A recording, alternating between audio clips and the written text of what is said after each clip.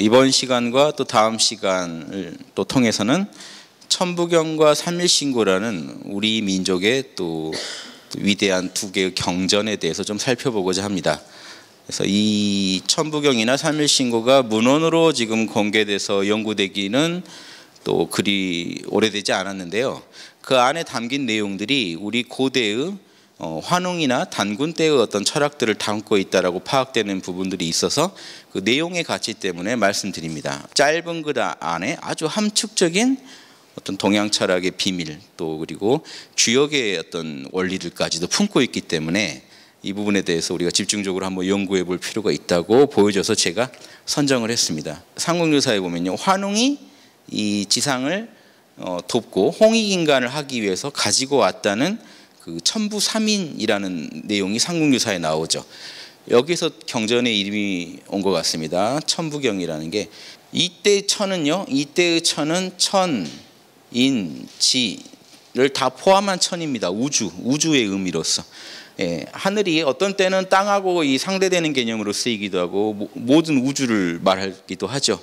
그래서 이 별에 사는 생명체 그리고 별을 둘러싼 이 온 우주를 다 포함해서 천이라고 말할 수 있습니다. 그래서 우주에 부합한다는 뜻입니다. 우주에 부합하는 경전이 천부경이고 이 우주에 부합하는 세 개의 도장을 환웅이 가지고 왔다는 겁니다. 하느님이 이 지상에 내려올 때 엄밀히 말하면 환인이라는 하느님의 어떤 분신으로 보이죠. 서자라고 말하는 것은 분신으로 이해하시면 됩니다. 이 분신이 이 지상에 내려올 때 홍익인간 하겠다고 내려왔고 천부삼인을 가지고 왔다는, 여기가 우리 민족 철학의 시작입니다. 천부 이 삼인 우주에 부합하는 세 개의 도장이 뭐냐라는 것에 대해서는 여러 가지 설이 있는데 이 대표적으로 설명드릴 수 있는 게 하늘은 동그랗고 땅은 네모나고 사람은 세모나다. 이것을 세 개의 도장으로 보시는 게 좋습니다. 그래서 우주를 설명할 수 있는 이 세 개의 도장을 가지고, 즉 이 사람의 그 생장수장의 원리, 하늘의 생장수장의 원리, 별의 생장수장의 원리를 81자로 81자로 종합해서 풀었다는 게 엄청난 얘기거든요. 여러분들어 누가 81자로 리포트를 하나 제출하라. 그 안의 내용은 천부, 우주가 어떻게 돌아가는지, 천지인이 어떻게 돌아가는지 81자로 논하시오. 그리고 더하여 사람이 가야 할 길, 그 우주 안에서 사람이 가야 할 길도 명확히 제시하시오. 그럼 81자로. 장난 아니죠. 그래서 이런 게 우리 민족의 이 글로 전해온다는 게 참 신기합니다. 그래서 저는 이 문헌 고증상 앞으로 더 이 연구해야 할 분야가 많겠지만 천부경에 관련해서 우리가 이 내용을 한번 음미해 보는 것만으로도 우리 민족 철학의 어떤 복원에 큰 도움이 될 거라고 봅니다. 자, 이제 좀 궁금함이 생기셨어요? 이제 한번 들어가 볼까요? 하나씩 파볼까요? 하나가 시작되기를 없음에서 했고 시작된 하나가 셋으로 나누어지나 없음이 모든 것의 근본이더라. 무극태극 황극을 얘기했는데요. 자, 저걸 제가 잘 쓰는 이유가 천지인도 세 극입니다만 이것도 중요합니다. 우주를 만든 그 근원을 무라고 하는 게요. 지금 특히 원불교는 지금 이론상 그려놓죠. 이론상 법신불자리죠. 이게 동양에서는요 무극을 상징하는 표현입니다. 무극. 지금 어떠한 극치도 없다는 거예요. 그러면서 우주의 극치예요. 그런데 태극 그럼 어떻게 될까요? 태극 보통 이렇게 그리죠. 그럼 플러스 마이너스 음양이 분열되죠. 분열됐지만 음양이 통합되어 있으면서 우주의 극치점이 되기 때문에 이거는 클테자 위대한 극치점이 됩니다. 우주는 여기서 나와요.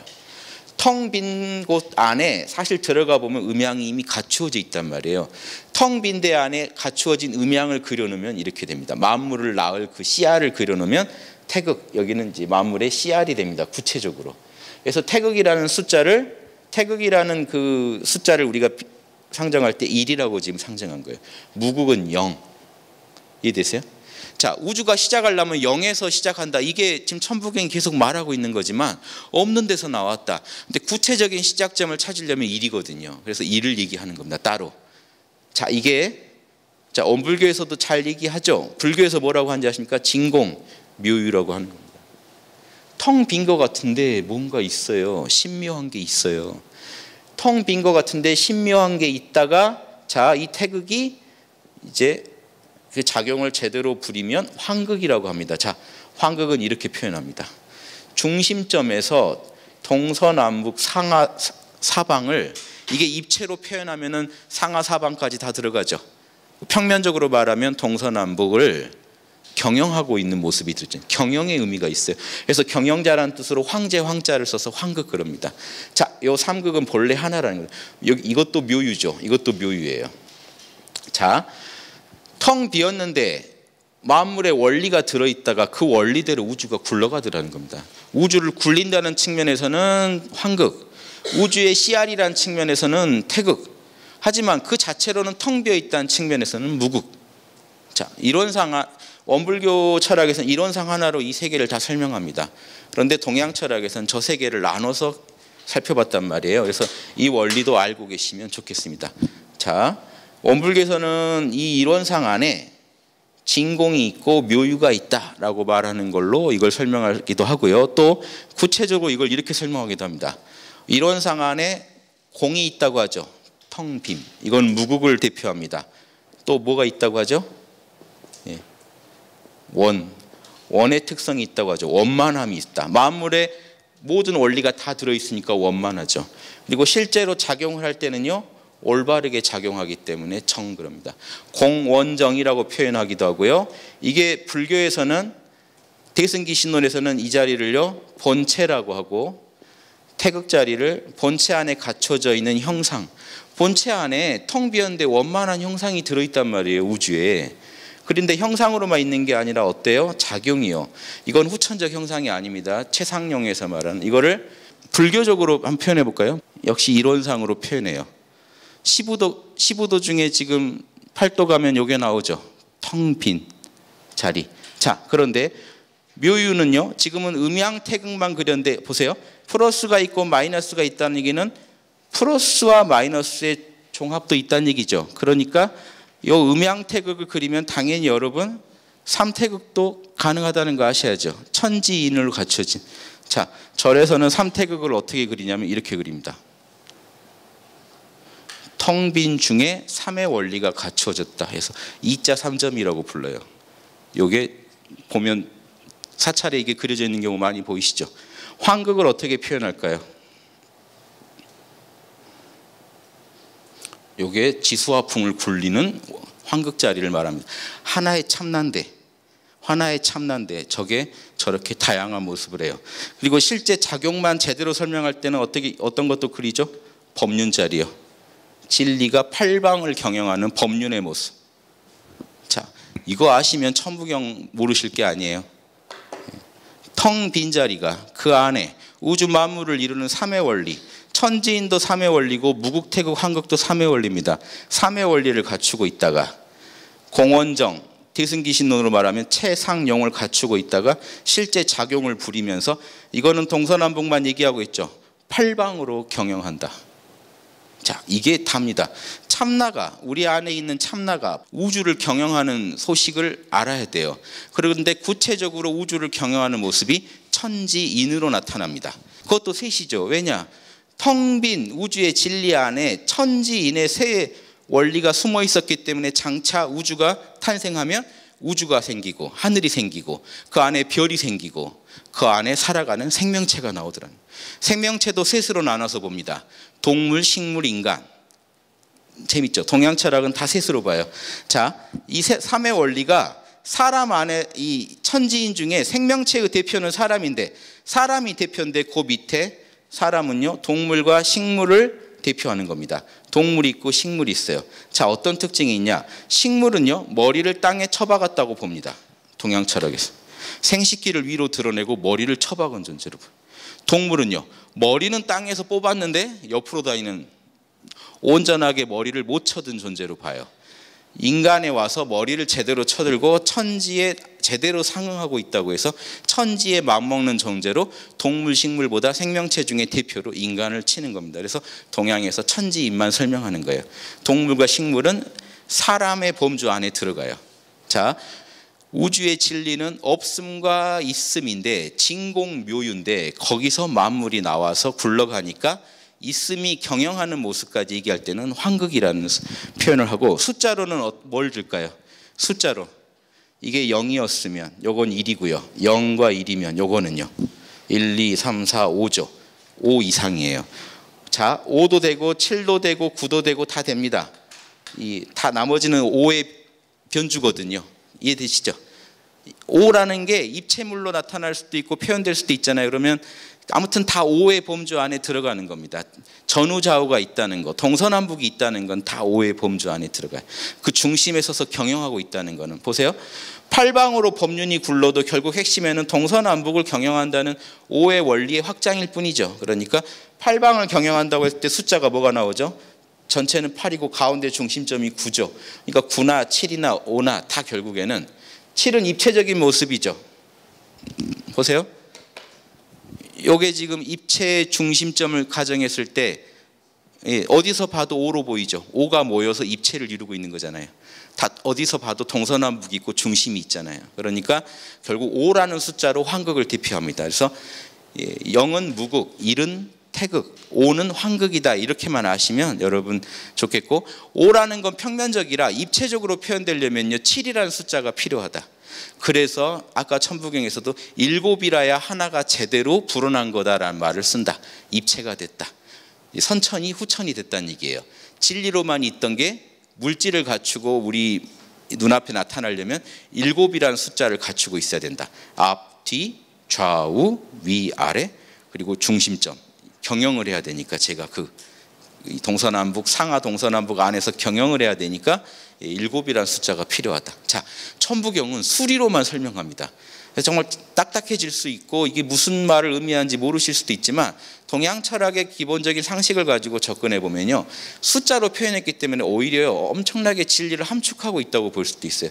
가장 추상적인 숫자를 통해서 진리를 설명하면요 어느 종교에나 다 먹힐 수 있는 보편적 진리가 설명되기 쉽거든요. 이해되시죠? 이 정도 상식을 가지고 한번 볼게요. 텅 빈 데서 있음이 나오고 그 있음은 세 개수로 쪼개지고, 그런데 결국 모든 건 없음에서 나온 것이다 하는. 무국태국 한극을요 종합해서 보면 지금 이런 모습 아닐까요? 보세요. 텅 비어있다는 측면에서 본체죠. 그 본체 안에 태극이 갖추어져 있고 거기에 오행의 원리가 들어있습니다. 동서남북, 추나추동이 들어있고 금목소화토가 들어있고 인의지신이 들어있죠.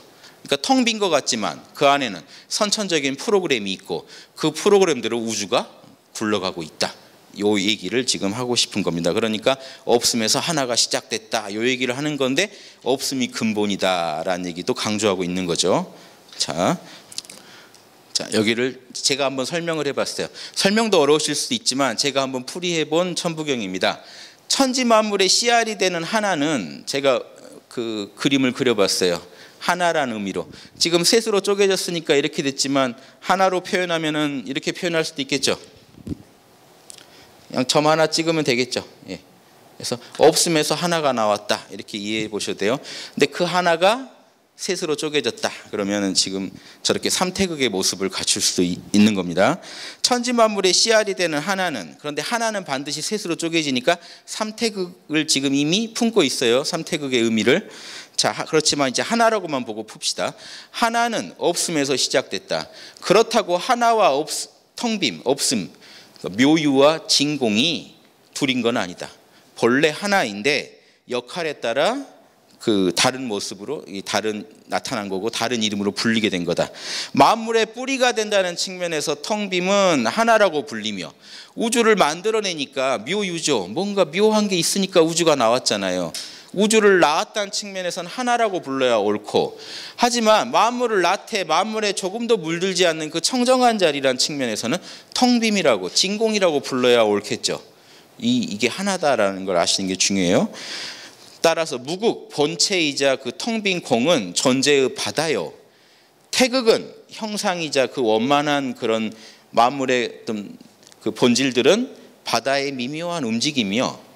환극이라는 건 작용이자 그 올바른, 선을 지향하면서 올바로 작용하는 그 모습은 바다에서 파도가 일어나는 거랑 같다.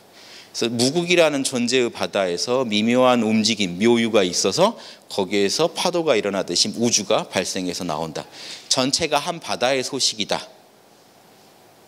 그래서 이거를요, 바다와 그런 움직임과 파도가 하나더라라고 깨치는 게 불교에서 뭐라고 하는지 아세요? 해인산매라고 합니다. 해인산매. 즉 보세요. 해인이라는 거는 바다 해자죠. 도장이 인자죠. 도장이 오늘 많이 나오는데 바다라는 도장의 산매라는 게 뭔 의미일까요? 여러분이요 참나의 눈으로 세계를 보면요 나는 본래 텅 비어있지만 무극을 각성합니다. 거기서 우주가 나오는 거나 태극을 각성해요. 거기에서 나타나서 지금 생각, 감정, 오감으로 전개되어 있는 이 온 우주가 본래 참나의 작용이고 본래 하나구나라고 깨치는 거를 전체가 한바다구나라고 알아서 해인산매라고 합니다. 전체 이 우주가 진리의 바다로 보여야 해인산매라고 하는 거예요. 바다라는 도장처럼 이 전체가 한바다라는 걸 명확히 알게 될 때 해인산매를 얻었다고 합니다. 참나의 눈으로 세계를 볼 때 이게 관찰되겠죠. 이런 원리가. 그래서 그 원리를 또 얻는 산매를 해인산매 그럽니다. 그래서 그런 얘기들을 하고 있는 겁니다. 지금 천부경에서. 그래서 없음과 하나를 나눴지만 결국은 둘러보지 마시라 하는 거고 스스로 완벽한 존재인 텅 빔과 그것의 움직임인 하나는 아무튼 본래 둘이 아닙니다. 모든 것은 이 스스로 완벽한 존재인 텅 빔, 그 진공 안에 존재하며 텅 빔은 모든 만물의 존재의 근거가 됩니다. 그래서 지금 텅 빔이라는 진공을 설명했고요. 텅 빔은 언제나 하나, 여기가 묘유죠. 한 생명, 그 묘한 신묘한 존재로 작용하여 우주 만물을 창조해냅니다. 시간과 공간 안에 표현된 모든 생명은요 이 한 생명의 변주에 불과합니다. 우리가 다양한 모습을 하고 있죠. 그런데 사실 우리의 뿌리는 하나라는 겁니다. 하나인 그 뿌리를 태극이라고 하고 그 하나인 뿌리는 뭐의 작용이냐? 하나마저도 없는 그 텅 빔의 작용이더라는 겁니다. 이런 식으로 우주를 설명하고 있다. 상당히 심오하고 어려운 철학 같지만 예전 어른들도 그런 식으로 우주를 봤고 천지인이 본래 하나라고 생각했다는 게 중요합니다. 천부삼인이라는 건 결국 천지인을 상징하는데 우주를 구성하는 형체 있는 거 땅, 형체 없는 거 하늘, 그리고 그 중간에 형체 없는 정신을 가지고 형체 있는 땅을 움직여가면서 살아가고 있는 생명체, 이 셋이 본래 다 하나에서 나왔다라는 요 발상, 요게 이 대단한 발상이고 이 부분을 가져다가 부연해서 설명한 게 지금 천부경이라는 겁니다. 그러면 천부경 의미가 좀 와닿으시죠? 그래서 결국 탄생과 소멸도 생의 표현일 뿐이고, 자, 탄생했다 죽었다 탄생했다 죽었다 현상에서 아무리 이원적인 움직임이 있어도 그 근원인 생명은 죽는 법이 없어요. 왜냐고요? 이름이 생명이니까. 생명이라고 이름 붙였으면 죽을 수가 없는 겁니다. 그 자리는. 나타났다 사라졌다 유, 나타났다가 무, 사라졌다. 그 이원적인 모습을 보일 뿐이지 이론상 생명 자리는 사라지는 법이 없다. 시공을 초월해 존재하는 그 근본 생명은 사라지는 법이 없다. 이 텅 빔은 생명 그 자체이기 때문에 있음, 사실은 있음 그 자체예요. 존재 그 자체이며 하나라고 말할 때는요 여러분 안에서 그 존재가 내가 있다라는 느낌으로 등장합니다. 그게 하나가 생기는 거예요. 여러분 안에서 나라는 게 등장할 때 우주가 시작됩니다. 그런데 그때의 나는요 에고의 내가 아니에요. 참나예요. 천지를 나로 보는 그 나예요. 그런데 그 나에서 5, 7 이렇게 숫자가 더 전개되면서 환극이 구현되면 동서남북이 생기고 나면 나 외의 남까지도 이제 발생하게 됩니다. 그러게 되면요 나는 생각한다, 나는 감정을 지녔다, 나는 오감을 지녔다 하는 식으로 시공간 내에 생명이 나타내는 현상들이 전개된다고 보시면 되는 겁니다. 자, 여러분 마음의 현상으로 한번 설명해 보려고 제가 여러분 마음의 문제로 한번 풀어본 겁니다. 무국이라는 건요 여러분이 깊은 명상에 들어서 존재하는 것만 느낄 때예요. 여러분이 존재한다는 것만 알지 어떤 것도 알 수 없을 때가 무국 상태라면요 거기에서 좀 더 초점이 모아져서 나라는 느낌이 드실 때, 여기서 나라는 건 언어적인 느낌이 아니라 온 우주가 나 같고 나와 이 온 우주가 둘이 아니다 하는 느낌이 들 때는 태극 상태입니다. 그게 쪼개지면 뭐가 나오냐면요 원래 있음에서 내가 있음이 나왔죠. 그러면 I am 뒤에 이제 뭐가 붙습니다. 수로가 붙으면 환극의 세계예요. 기쁘다 슬프다 이원성 안에 이제 들어옵니다. 기쁠 수도 있고 슬플 수도 있고 화낼 수도 있고 배고플 수도 있고 배부를 수도 있고, 그렇죠. 키가 클 수도 있고 작을 수도 있고. 오감과 감정과 생각의 세계로 들어오게 되면 이제 환극의 세계로 들어와요. 환극의 세계로 들어오게 되면 동서남북이 항상 있습니다. 나를 둘러싼 나 외의 타자들이 등장해요. 여러분 마음 안에. 재밌죠? 이게 한 마음이에요. 그런데 다 해서 한 마음이에요. 다 이론상의 작용입니다. 제 얘기로 들으시면 설득이 안 되실 것 같아서 뽑아왔습니다. 정전에서. 이론상의 진리 한번 보실래요? 이론은 우주 만유의 본원이며 재불재성 모든 부처 모든 성인의 시민 마음에 있는 도장자리이기 때문에 도장은요 누구나 찍으면 다 똑같죠. 똑같다는 겁니다. 여러분 우리 안에 똑같은 마음자리가 있어요. 도장 찍듯이 찍힌 그 자리입니다. 그래서 재불재성의 마음자리는 똑같아요. 근본 마음자리는 일체 중생의 본성이며 똑같으니까요. 대소유무의 분별이 없어요. 대소유무로 따지다 보면 이 이론상 자리는 대자리긴 하지만 대소유무를 따지는 자리가 아니기 때문에 그 자리에는 대소유무도 못 붙이는 게 맞죠. 현상계에서 볼 때 된 거죠. 그 자리 자체는 대소유무도 없다는 겁니다. 생멸거래도 없고요. 현상계는 오고감이 있지만 거기에는 생멸, 생겨났다 사라지는 거, 거래, 갔다 왔다 하는 게 없다는 겁니다. 선악 업보가 없고요. 악의 그 가능성이 없습니다. 그 자리는. 현상계에 들어와야 악의 가능성이 생깁니다. 절대계에는요 악이 없습니다. 참나만 있는데 이론의 진리 그리고 만법의 진리만 있는데 현상계 안에 들어오면요 이제 그 만법을 따를 거냐 말 거냐가 갈라집니다. 이원성 세계에 들어왔기 때문에. 그래서 선악 업보가 있다는 겁니다. 그리고 이원성의 세계에서는 언어로 구별을 해야 되기 때문에 언어 명상이 생깁니다. 말과 그 이름과 형상이 발생합니다. 그런데 언어 명상이 없는 자리래요. 단박 끊어진 자리래요. 이 자리가 이론상 자리라는 겁니다. 저 그림 보실래요? 진공묘유의 공원정, 텅 비어있고 원만하고 올바른 저 자리가 생멸거래와 선악업보가 있는 이원성에서 초월한 그 이론상 자리인 거죠. 자, 공적영지에 이 자리가 공적영지예요. 자, 언어 명상을 돈공하라는 건요 이론상에 대한 설명이기도 하는데 여러분 수련법이기도 합니다. 이론상을 알고 싶으면 어떻게 하시면 돼요? 언어 명상을 돈공해 버리면 돼요. 언어와 명상을 언어 이름 여러분의 이름을요 단박 모르겠다 해버리시면 돼요. 내려놓으세요. 지금 눈 뜨건 감건 상관없어요. 떴다 감았다도 내려놓으시고 모른다 빛이다 어둡다 환하다 모른다 내 살이다 남의 살이다 모른다 언어 명상을 붙이지 말고 이 세계를 보세요. 여러분 안에 있는 이론상이 드러납니다. 시공을 초월한 여러분의 존재감이 드러나요. 언어만 초월하시면 단박 내려놓으시면 단박 드러나요. 늘 있는 자리니까 오고 가는 자리가 아니에요. 늘 있는데 우리가 의식하게 되는 거죠. 왜? 생멸거래만 쫓다가 마음을 쉬니까 이론상이 그대로 자각되는 거죠. 자, 그래서 그 자리를 공적영지라고 합니다. 여러분 안에 있는 근원적인 존재감은 텅 비어있지만 알아차리고 있어요. 그래서 저 자리의 광명을 따라 대소유무 분별이 나타나고 선악업보 차별이 생기고 언어 명상이 완연해집니다. 자, 이게 이 현상계죠. 이렇게 해서 시방 3계가 상하 8방을 10방이라고 하는 거죠. 시방이라고 부르지만 10개의 방위 10개의 방위에 있는 온 우주 3계가 장중에 내 손바닥 위에 구슬처럼 드러난다. 참나 입장에선 손바닥 위에 구슬일 뿐이라는 거예요. 현상계가. 이해되시죠? 바다에서 일어나는 파도일 뿐이라는 겁니다. 진공묘유에 초하는 우주 만유 우주의 모든 존재를 통하여 무시간겁에 시작이 없는 그런 장구한 세월 동안 은현자재 나타났다 사라졌다 파도가 쳤다 사라졌다 하면서 이 이론상에서 생겨났다 사라졌다 하고 있다는 겁니다.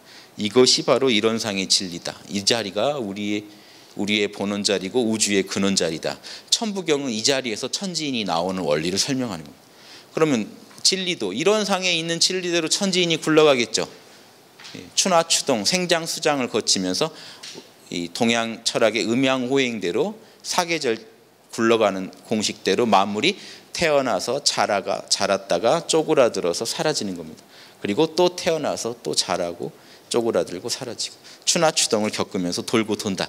이 얘기까지 다 하는 거예요. 자, 삼태극 안에 텅 빈 자리 안에 삼태극이 있고 그 안에 이 양 그리고 그 중간이 되는 세 가지 이 원리가 들어있다. 요 얘기를 지금 어떻게 하냐면요. 천일일 지일리 인일삼. 하늘의 하나는 하나요, 땅의 하나는 둘이요, 사람의 하나는 셋이다. 하늘의 씨알이 되는 하나가 첫 번째이고 땅의 씨알이 되는 하나는 둘째이고, 양이 있고 음이 있어야 중간이 있을 수 있잖아요. 사람은 중간이니까 먼저 논리적으로 뭐가 전제돼야 돼요? 하늘과 땅이요. 그러니까 하늘이 먼저고 땅이 두 번째고 세 번째로 사람이 그 둘을 종합하는 사람이 존재하는 거다. 이 원리가 이론상 진리 안에, 참나자리 안에 이렇게 새겨져 있다. 이 위상을 가지고 새겨져 있더라 하는 얘기를 하는 겁니다. 하지만 각각 하나란 측면에서는 동등하죠. 위상은 서로 다른 것 같지만 하나란 측면에서는 셋 다 우주의 씨알이다. 그런데 같은 원리라면요, 같은 원리라면 어떻게 되겠습니까? 보세요. 텅 빈 이 무구가 안에, 텅 빈 무구가 안에 삼태극이 애초에 없었다면 이렇게 나눠볼게요. 천, 지, 인이, 이 씨알들이 이게 천, 일, 지, 일, 인, 일 하는 겁니다. 전체는 원래 하나니까. 0에서 하나가 나왔으니까 하나인데 요 셋이 있더라는 거예요. 그런데 이 씨알 안에 천지인이 없었으면 현상계에서 천, 그 중간에 인, 밑에 지, 요 현상이 나타났겠냐는 거죠. 씨알에 있었을 거라는 겁니다. 그러니까 텅 빈 중에 씨알이 이미 있었는데 그 씨알 안에 세 요소가 다 있었을 것이다. 이게 불교에서 이렇게 그려놓은 거랑 똑같잖아요. 씨알이 다 있었다는 거예요. 그 씨알이 밖으로 터져 나와서 하늘이 생기면 하늘도, 보세요. 하늘도, 하늘 안에도 플러스가 있고 마이너스가 있고, 자 보세요. 플러스 마이너스의 중간이 있지 않을까요? 동그라미가 있고 하늘도 하늘대로 또 천지인으로 나뉘지 않을까요? 하나는 항상 셋으로 쪼개지는 게 원리니까요. 그럼 어떻게 될까요? 땅도 셋으로 쪼개지겠죠. 양, 중간, 땅도, 사람도 양, 중간, 땅도 양, 중간, 그럼 몇 개가 됩니까? 총 3, 3은 9. 우주는 9로 설명이 돼요. 그래서 9가 우주의 극치예요. 10은 우주의 완성이에요. 그래서 10은 완성은 안 칩니다. 왜냐? 현상계는 무상하기 때문에 끝없이 돌고 돌거든요. 그래서 완성이라는 걸 설정하지 않아요. 다만 끝없이 더 완성을 향해 나아가죠. 그러니까 10은 의미는 있어요. 완성을 우린 지향해야 되니까 의미는 있지만 현상계에서 구현되지는 않는다. 그렇지만 우리는 끝없이 더 완성에 가까워져 간다. 그런 의미에서 우주의 모든 변화의 극치는 9로 설명하는 게 맞죠. 그러니까 바둑도 9단까지 있지 10단은 인정 안 합니다. 명예로 주는 거지 10단. 완성이라는 게 어디 있어요. 그러니까 현상계에서 완성은 말할 수 없다. 그 얘기를 이제 합니다. 하늘이 셋이고 땅이 셋이고 사람이 셋인데 둘씩 취했다는 건 뭐냐? 자 보세요. 자, 하늘, 땅, 사람은 셋인데 지금 이 논리 전개가 양과 음에 초점을 두고 있다는 겁니다. 중간 빼고 양음만 취하면 6이라는 숫자가 나오잖아요. 그래서 이 만물은 발산하면 9가 되는데 쪼그라들면 6이 돼요. 자, 만물이라는 건 형체가 있는 겁니다. 형체가 있는 거는 씨알이라 하더라도 어떤 움직임도 없는 씨알도요, 전후, 좌우, 상하가 있어요. 입체물이거든요. 입체물인 이상은 6면을 가지고 있어요. 6이라는 숫자를 가지고 있어요.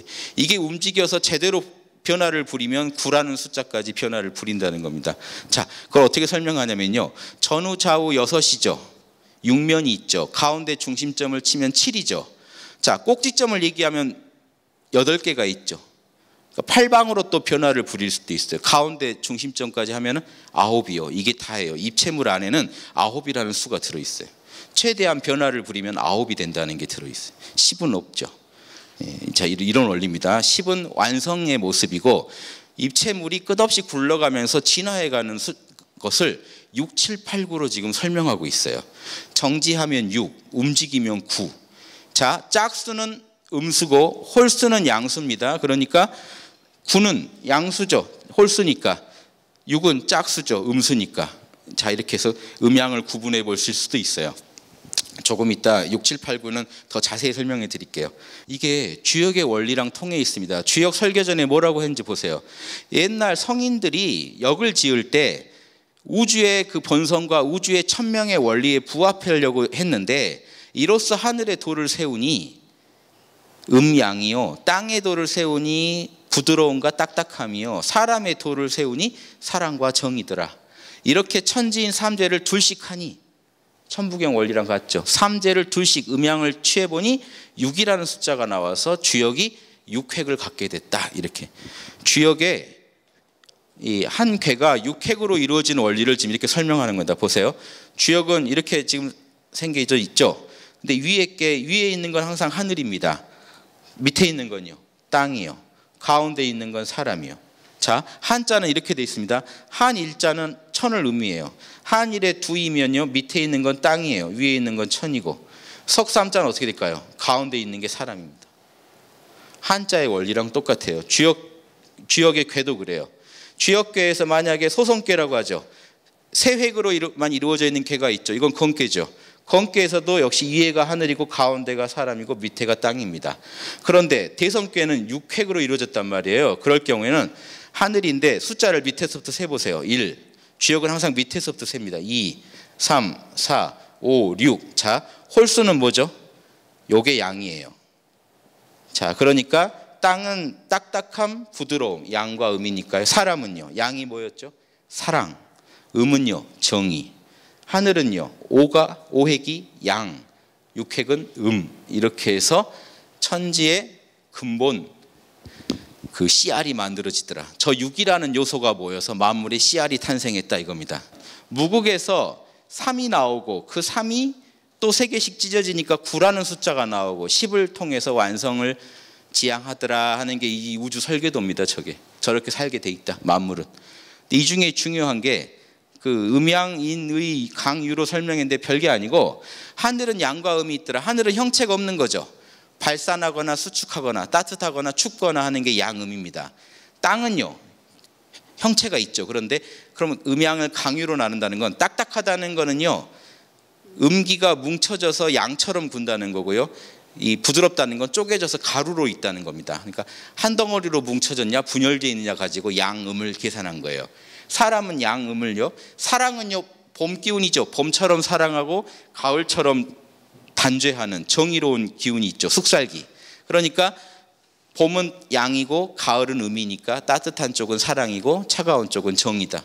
이렇게 해서 음양을 나눴다는 겁니다. 여러분이 존재하시려면요, 3차원계 사시는 분들은 다 X, Y, Z축 안에 삽니다. 이거를 천축, 진축, 인축으로 한번 얘기해 볼게요. 자, 이 하늘은 위아래가 중요하니까 서 있는 거는 천축으로 보고요. 땅은 동서로 여러분이 살아가는 공간을 제공해 주니까 땅을 이 동서를 가로지는 축으로 보고, 사람은 앞뒤로 이어져 가면서 끝없이 낳고 하면서 이어져 가니까 이 전후축을 잡아봤습니다. 그러면 저렇게 해서 천지인의 핵심 요소들 보세요. 앞에 나온 걸 양, 뒤에 있는 걸 저쪽에 있는 걸 양, 이쪽에 있는 걸 여러분 XY 그 좌표 보듯이 본다면, 천축은 위에가 양, 아래가 음이라고 본다면, 여러분 이 육면체의 존재 안에 세 축이 있다는 것도 아실 수 있고, 전후, 좌우, 상하에 음양이 모여서 여러분 몸이 나왔다는 것도 아시겠죠. 이게 천부경에서 말한 천지인의 음양을 모았더니 6이라는 물질이 나오더라는 거예요. 입체물이 나오더라. 안 어려우시죠? 수학을 포기했던 저도 지금 이해하고 있는 거예요. 제가 이거 수학 잘해서 한 게 아니에요. 항상 수학 문제 풀면 함정이라는 함정은 다 빠졌던 제가 설명드리는 거니까 전혀 어려운 게 아니에요. 살아있는 존재는 무조건 6의 원리, 6면을 갖추고 있더라는 거예요. 재밌죠? 그런데 결국 제가 중심을 잡으면서 전후 좌우로 움직이죠. 중심까지 계산하면 7이라는 숫자가 나오더라는 거예요. 그런데 육면체는 꼭지점을 보니까 8개가 있더라는 거예요. 그럼 그 8개가 또 88이라는 숫자로 나타나고, 그걸 또 중간에서 통합하고 있다는 측면에서 9라는 숫자가 또 내재되어 있다는 것도 알 수 있다는 거죠. 여기에서 8개가 나옵니다. 8개 나오는 원리만 말씀드릴게요. 플러스 마이너스가 있으면요, 이게 지금 원으로 그려놔서 그렇지 이거죠. 그러면 8귀퉁이마다 부호가 나오죠. 천인지 이 순서로 만약에 쓴다면 저 궤를 만들어 볼까요? 플러스입니다. 이쪽은요, 플러스 마이너스.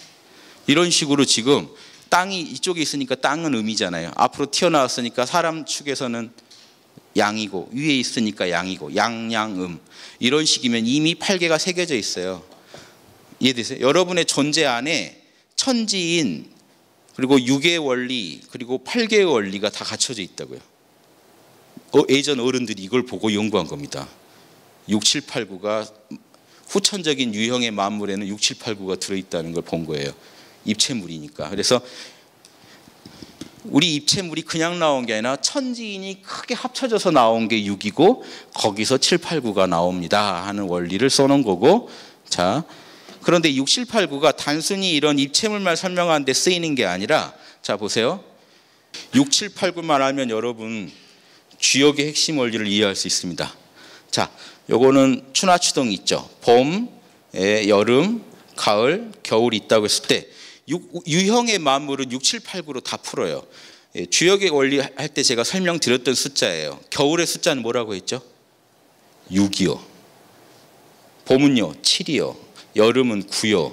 가을은 8이요. 보세요. 6, 7, 8, 9 안에서 7은 홀수는 양이라 양은 커져갑니다. 양은 발산하는 게 본식이니까 봄, 여름 걸치면서 양기는 발산해요.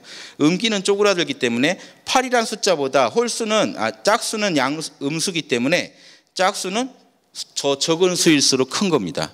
그래서 6은 태음, 8은 소음, 7은 소양, 9는 태양, 이렇게 해서 태양수, 소양수, 소음수, 태음수가 나옵니다.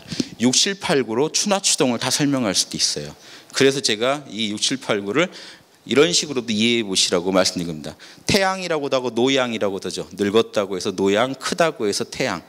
그래서 주역점을 칠 때 만약에 주역에서요 점을 쳐서 한 번에 6, 7, 8, 9 중에 하나의 숫자를 뽑아냅니다. 그래서 이 궤를 만들어 갈 때 한 획을 결정해요.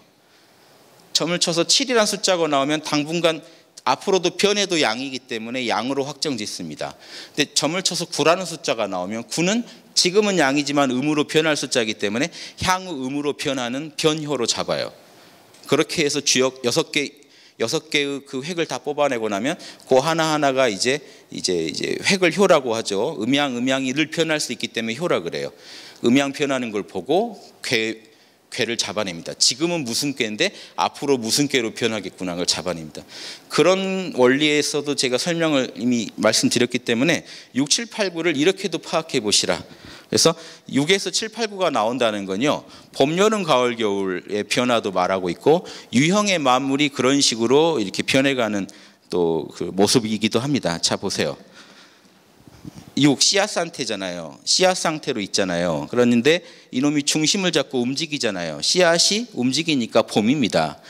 봄에 이 7이라는 숫자가 더 자라면 여름에 저 9라는 숫자로 뻗어나가는 겁니다. 가지를 치면서. 자, 이 그림 가지고도 봄, 여름, 가을, 겨울을 이해하실 수 있죠. 지금 여러분 자연에 가서 바로 못 봐요. 그럴 여유가 없어요. 스마트폰 보고 계시지 지금. 가족들 간에 앉아도 다 이거 보고 있잖아요. 이걸로 대화하시고. 이런 시대에 예전 자연에서 아주 날것으로 막 진리를 캤던 분들의 이런 발상이 바로 이해가 안 될 수는 있지만 이런 식으로 우주를 계속해서 이해하려고 노력했던 결과물입니다. 자 보세요. 운삼 사성환호. 그런데 그렇게 된 게 6, 7, 8, 9가 돌아가는데 가만히 보면 결국 이 7이라는 입체물이 어디서 나왔냐 이겁니다. 7이라는 입체물이 하늘에서 떨어진 게 아니라 보세요. 자 원래 하나인데 플러스 마이너스 위아래 둘이 생겼죠. 그러면 둘이란 숫자가 나오고 둘 중간에 셋이 있으니까 3이란 숫자가 나오고 3이라는 게 있다는 거는요 이쪽에 양이랑 더 친한 쪽이 있고 음이랑 친한 쪽이 있어 또 사방으로 찢어지고 다시 5가 이걸 통합하고 이런 과정을 거친 거 아닙니까? 그러니까 자 보세요. 3이라는 숫자가 있었는데 3이 쪼개져 가지고 중심이 지금 없습니다. 4로 쪼개졌다가 3이 움직여서 4가 됐다가 가운데 5가 생기면서 전체를 하나의 고리로 연결지었다. 5가 등장하면서 사방을 아우른 거죠. 5가 등장 안 하면요 사방은 그냥 찢어져 있어요. 중심에 리더가 없으니까 사방으로 분열만 돼 있잖아요. 운삼 사성 환호라는 게 이겁니다. 3이 움직여서 4이 됐는데 환오, 5라는 게 등장해서 다시 하나의 고리로 만들었다. 하나의 연맹으로 만들었다. 5가 환극이 선 거죠. 자, 그런데 그 5가 자 보세요. 그 5는 평면적인 환극인데 입체를 이루고 등장하면 이렇게 됩니다. 7이 됩니다. 평면적으로 있는 오가 지금 곳곳에 있죠. 오가 입체로 변하는 바람에 어디서 봐도 오예요. 이해되세요? 위에서 봐도 오고 아래에서 봐도 오고 옆에서 봐도 오고 전후좌우 어디서 봐도 오가 보여요. 그렇죠? 그러니까 이 오가 입체물로 변한 이 7이라는 게 진짜 하나가 불어난 거다. 이 원리가요. 보세요. 양심, 법신불 이론상은 육근, 화신을 통해 현상계에 작용하는 원리입니다. 여러분 안에 참나는 하나죠. 그 하나가 여러분 육근을 통해 지금 이렇게 현상계 안에서 작용하고 있잖아요. 이게 7이라는 거예요. 7이 하나가 묘하게 불어났다는 얘기가 이겁니다. 그 참나가 육근을 가지고 굴리니까 현상계가 나타나서 이 생각, 감정, 오감의 세계가 펼쳐지더라. 그런데 이 마음법은 다 본래 참나에서 나온 거니까 마음법 유심이지만 그 마음에서 마음법이 나오는 원리가 따져보면 하나에서 7이 부풀어서 나온 원리랑 같다, 이렇게 이해하시면 됩니다. 수리가 들어가서 그렇지 여러분 어려운 내용 아닙니다. 참나가 여러분 보고 듣고 맛보고 냄새 맡고 감촉 느끼고 생각하고 울고 웃는 이 모든 것을 경영하고 있는 모습이에요. 그렇게 부풀어진 모습. 그런데 보세요. 그 7이 봄에 해당되는 7이 어디서 나왔냐? 육에서 씨앗 상태에서 움직여서 7이 나왔고 그게 한참 자라면 여름에 9가 되는데 다시 쪼그라들기 시작하면 8이 됐다가 더 쪼그라들면 6으로 갈물이 되더라는 거예요. 그래서 6, 7, 8, 9가 돌고 도는 현상이 지금 우리가 관찰되는 유형의 세계의 변화예요. 6, 7, 8, 9는 후천수. 그래서 6, 7, 8, 9는 후천수, 1, 2, 3, 4, 5는 선천수 이렇게 부르는 겁니다. 1, 2, 3, 4, 5는 형체가 없잖아요. 입체물이 되려면 6이라는 숫자가 꼭 필요하니까. 그래서 6 이전은 선천수라고 하는 겁니다. 6부터는 후천수라고 하는 거예요. 지금 어려운 얘기 막 듣고 계십니다. 그래서 지금 내 눈빛들이 그렇게 나쁘지 않아요. 그래서 이런 어려운 얘기를 따라오고 계시다는 겁니다. 그래서 고무적이죠. 그래서 여러분들이 충분히 이해할 수 있는 얘기거든요. 안의 내용은. 자, 보세요. 이제 인간의 얘기가 나옵니다. 지금까지 천지가 어떻게 돌아가는지 얘기를 해줬어요. 천지인이 이렇게 돌아간다. 그런데 인간의 역할이 그 중에 아주 중요한데 보세요. 만왕말래 만번 오고 만번 가는 중에 용변, 작용은 추나추동으로 계속 변하는데 변치 않는 본심이 있잖아요. 양심 자리는 절대 안 변한다. 만물이 생장수장으로 천지인이 다 생장수장으로 돌아요. 하늘도 우주도 생겨났다가 자랐다가 쪼그라들어서 사라진다는 겁니다. 별도 탄생해서 자라다가 별도 쪼그라들어서 블랙홀이 되기도 하고 사라지고 사람도 그 안에서 태어나서 동식물도 태어나서 자라다가 쪼그라들고 죽고 다 똑같지 않나요? 그 프로그램대로 다 돌아가고 있죠. 그런데 그 변화의 바탕이 되는 텅 빈 하나 자리는 안 변하겠죠. 그런데 그게 여러분의 본질이라는 겁니다. 여러분 마음의 뿌리에 그게 있어요. 그래서 여러분 마음도 그 뿌리가 안 죽어요. 그러니까 여러분 마음도 또 태어나서 경험하고 쪼그라들고 죽고 하더라도 그런 경험을 다 겪더라도 여러분 마음의 본질이 안 죽기 때문에 끝없이 여러분은 다시 이 생을 거듭하게 된다는 겁니다. 그래서 만번 오고 만번 간다는 얘기를 하는 거예요. 마음은 다양한 경험을 합니다. 생각, 감정, 오감은 끝없이 태어나고 죽고를 경험하면서 경험을 겪습니다만 텅 빈 하나 본심자리는 절대로 움직이는 법이 없다. 자, 그런데 왜 하필 태양이냐? 옛날 분들한테요, 태양은요 유형의 신입니다. 눈에 보이는 신이에요. 밤새 떨다가 태양이 탁 뜨면요 하느님 만난 거죠. 저 하느님이 빛을 줘서요 지금 어디로 내가 낭떠러지에 서 있었는지 어디 서 있었는지를 가르쳐주고 빛을 통해 지혜를 주고 열을 통해 몸을 풀어줘요. 따뜻하게 해줘요. 이게 자비를 상징합니다. 그리고 에너지를 통해 힘을 줘요. 결국 다 태양 에너지를 우리가 먹고 쓰고 하면서 살아가는 거죠. 자, 이런 식으로 우리를 살려줘요. 그래서 태양은 신의 모습을 상징하는데 지혜와 자비와 능력을 상징합니다. 태양과 같은 하느님이 우리 마음의 참마음의 뿌리이기 때문에 우리 인간 또한 그런 본래 마음을 갖추고 있습니다. 지혜와 자비와 능력이 여러분 마음 안에 있어요. 본질로서 존재해요. 그 잠재력으로 우리가 먹고 자고 하는 겁니다. 지금 다 울고 웃고 살아가는 건데 원리를 알고 살아가느냐 모르고 살아가느냐 차이죠. 인간의 부동한 움직이지 않는 광명한 본심의 뿌리를 두되 만변하는 음양의 현상계에서 생각, 감정, 오감을 다른 말로 하면 육근입니다. 그렇죠? 오감과 생각, 감정은 다 마음이잖아요. 마음과 오감 이렇게 하면 육근이 되죠. 육근의 작용으로 나타나니 진화와 그 성장에는 다함이 없습니다.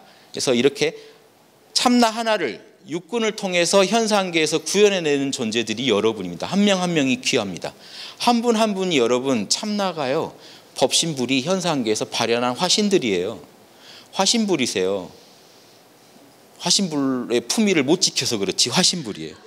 그래서 품격을 좀 지키십시다. 원리를 알고 내가 원래 이럴 사람이 아닌데 하면서 이 현상계에서 육군을 쓸 때 양심대로 쓰시기만 하면 여러분 다 한 분 한 분이 그 화신불이다, 진리의 화신들이다, 이 얘기를 하고 있는 겁니다. 그래서 어떤 영원한 완성을 향해, 완성이 현상계에 높습니다. 그래서 다른 중생들과 어울리면서 다른 중생을 도우면서, 이걸 우리 민족이 뭐라고 했죠? 홍익인간하라고 그랬잖아요. 홍익인간하는 철학적 원리를 천부경이 대주는 거예요. 저 원리 때문에 우리는요, 영원히 현상계에서 중생들과 인간을 이롭게 하면서 살아가야 돼요. 그게 목표예요. 살아가는 게 목표예요. 다른 해탈이 있지 않아요. 이게 대승불교의 핵심과 통합니다. 우리 민족 철학은 홍익인간이 얼마나 대승의 그 극치를 설명하고 있는 겁니까? 그래서 결국 그 인간은, 여기서 사람은 얼마나 위대한 존재냐, 천지를 하나로 합할 수 있는 존재라는 겁니다. 어떻게 합할까요? 여러분, 본심이 참나 자리가 텅 빈 하나가, 우주를 낳은 텅 빈 하나가 여러분의 마음의 본질이라고 얘기하고 있지 않습니까? 본심. 저 본심 자리가 여러분 하늘자리고, 본심을 쪼개서 구현하는, 원불교에서 말한 큰 자리고, 저 참나 자리가, 생각, 감정, 오감의 세계는 작은 하나하나 쪼개진 세계죠. 대소할 때 작은 것과 큰 것, 이게 절대계와 현상계입니다.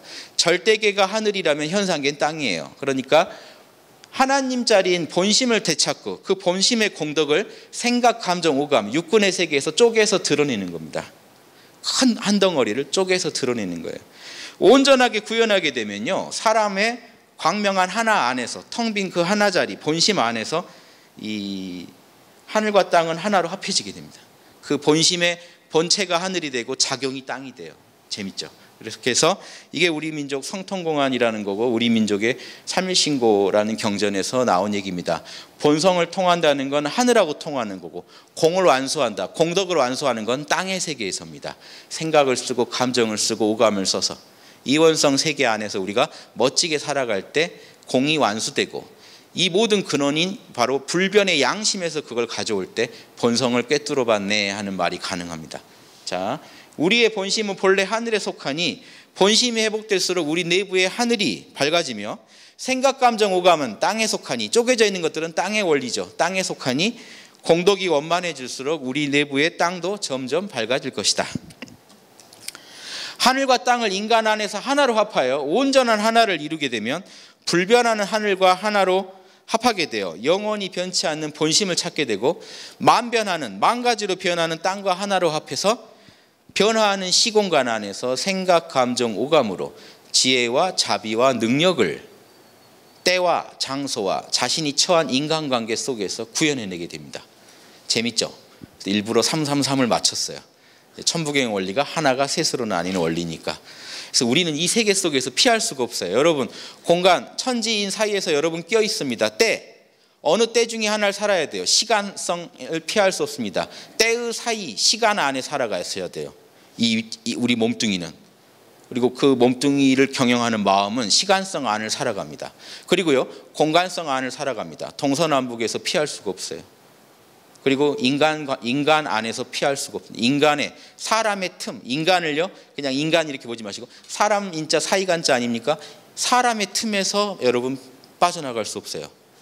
응애하는 순간 앞사람, 부모님, 이제 내 뒤에 올 사람, 그리고 내 윗사람, 또 부모님, 지금 가정에 소속돼 있으니까 부모님, 좌우에 뭐 형제들 딱 대기하고 있습니다.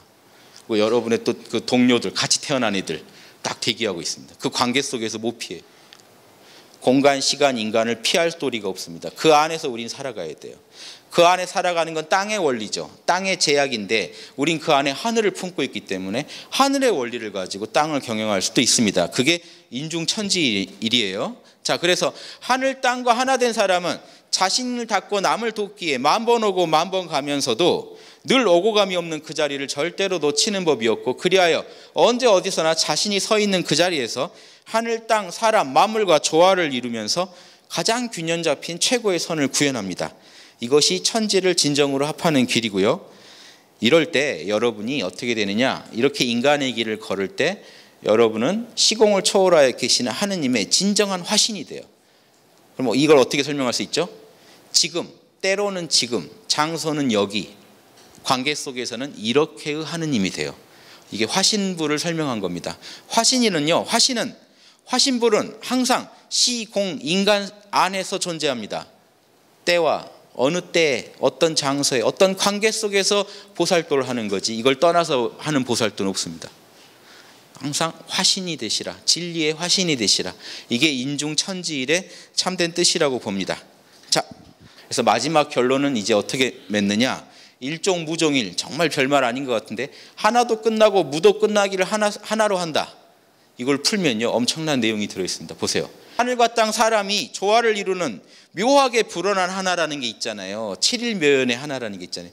칠은 하나가 묘하게 불어난 거다. 그 하나가 지금 여기 껴 있습니다. 그러면 칠을 넣어보면 이야기가 재밌어져요. 자, 결국 이 칠이라는 것도 사실은 본질은 텅빔이죠. 그러니까 텅빔은 칠에서 끝난다고 말할 수도 있겠죠. 이해되세요? 하나가 칠로 부풀어져서 우주를 아름답게 장식하듯이 텅빔도 결국은 칠로 자신을 드러낸 거 아닙니까? 그 말인 거예요. 태극의 하나도 무극의 하나도 뭐로 끝을 맺는다고요? 황극의 하나로. 현상계 안에 존재하는 하나로 끝을 맺는다는 건요, 현상계는 귀한 거라는 겁니다. 버려야 할 게 아니고, 여러분의 에고, 여러분의 이 생각, 감정, 오감은 버려야 할 게 아니고 우주가 그토록 표현해내고자 하는 창조물이라는, 창작품이라는, 최고의 창작품이라는, 이 우주의 뜻에 부응하게 살아가자는 겁니다. 그러니까 텅빔은 묘하게 불어난 하나, 칠로 자신을 표현한다. 따라서 만물의 근본인 하나나 영은 결국은 일곱을 통해서 온전하게 자신을 드러낸다. 따라서 참된 인간의 길은 지금 서 있는 이 자리에서, 이 자리를 조금 더 거부하지 마시고, 지금 여러분 서 있는 자리가 수리상 칠 아닙니까? 전후 좌우 상하 딱 참 중심 자리, 참나 자리, 내 참나를 가지고 이 현상계를 경영하시라는 겁니다. 그러니까 공, 텅빔과 하나, 원만함과 그 표현이 되는 일곱, 올바름이, 공원정이 조화롭게 다스려 나가는 이 순간순간이 진보가 이루어지는 순간이고, 이 자체가 우주의 목적이라는 겁니다. 이해되세요? 엄청난 얘기를 들으신 겁니다. 마음법이 하나로 돌아가니 하나는 어디로 가는가? 어디로 돌아가는가? 요거를 조주한테 물었어요. 그랬더니 조주가 이렇게 얘기했어요. 내가 청주에 있을 때 장삼 한 벌을 지었는데 무게가 7근이더라. 뭔 황당한 소리일까요? 이 스님은 만족했을까요? 마음법이 하나로 돌아간다. 현상계는요? 현상계는 어디서 나왔어요? 텅 빈 하나에서요. 그런 의미의 하나로 돌아갔다는 겁니다. 마음법은 무국태극에서 나왔는데, 이론상자리에서 나왔는데, 이론상자리는 어디로 돌아갑니까? 어디로 돌아가겠어요? 시간, 공간, 인간으로 돌아가겠죠. 그거를 표현한 겁니다. 내가, 나와 남 중에 내가 지금 말고 내가 청주에 있을 때, 여기 말고 청주에 있을 때 시간, 공간이 다 나타나죠. 장삼 한 벌을 샀는데 무게가, 장삼도 2벌도 아니고 한 벌을, 무게가 7근이더라. 6근도 아니고 8근도 아니고 7근이더라. 현상계 살아가는 모습을 표현해 준 겁니다. 시간, 공간, 인간 속에서 여러 곳 살아가고 있다 하는 겁니다. 그 하나는. 이해되세요? 또 이렇게 꼭 선 이렇게 풀어드리면 오 하고 이렇게 재밌다면서, 아, 또 막 문자로 내가 선을 연구했구나 하고 머리 치고 이러신 분들이 있는데 즐기세요 좀. 그래서 뭔 말인지는 알고 우리가 선을 닦아야지. 누리세요. 이게 무슨 말인지 아시겠죠? 마음법이 하나로 돌아가는데 하나는 어디로 돌아갑니까? 지금 여기 이러고 있잖아요. 여러분 한 분 한 분이 부처의 화신입니다. 진리의 화신입니다. 이론상의 화신입니다. 생각, 감정, 오감 조금 더 버리지 마시고 잘 쓰셔서 보살도에 활용하세요. 생각, 감정, 오감 여러분이 만든 게 아닙니다. 적절하게 못하는 게, 적절하게 관리를 못하는 게 여러분 탓이지, 질투의 마음, 추잡스러운 마음 다 우주가 원래 함께 만든 거지, 여러분이 만든 거 아니에요. 우주가 만들어 준 거예요. 관리를 잘 하시는 게 여러분 진짜 화신불의 모습이다. 이게 천부경의 결론이다. 이렇게 말씀드리겠습니다. 마치겠습니다.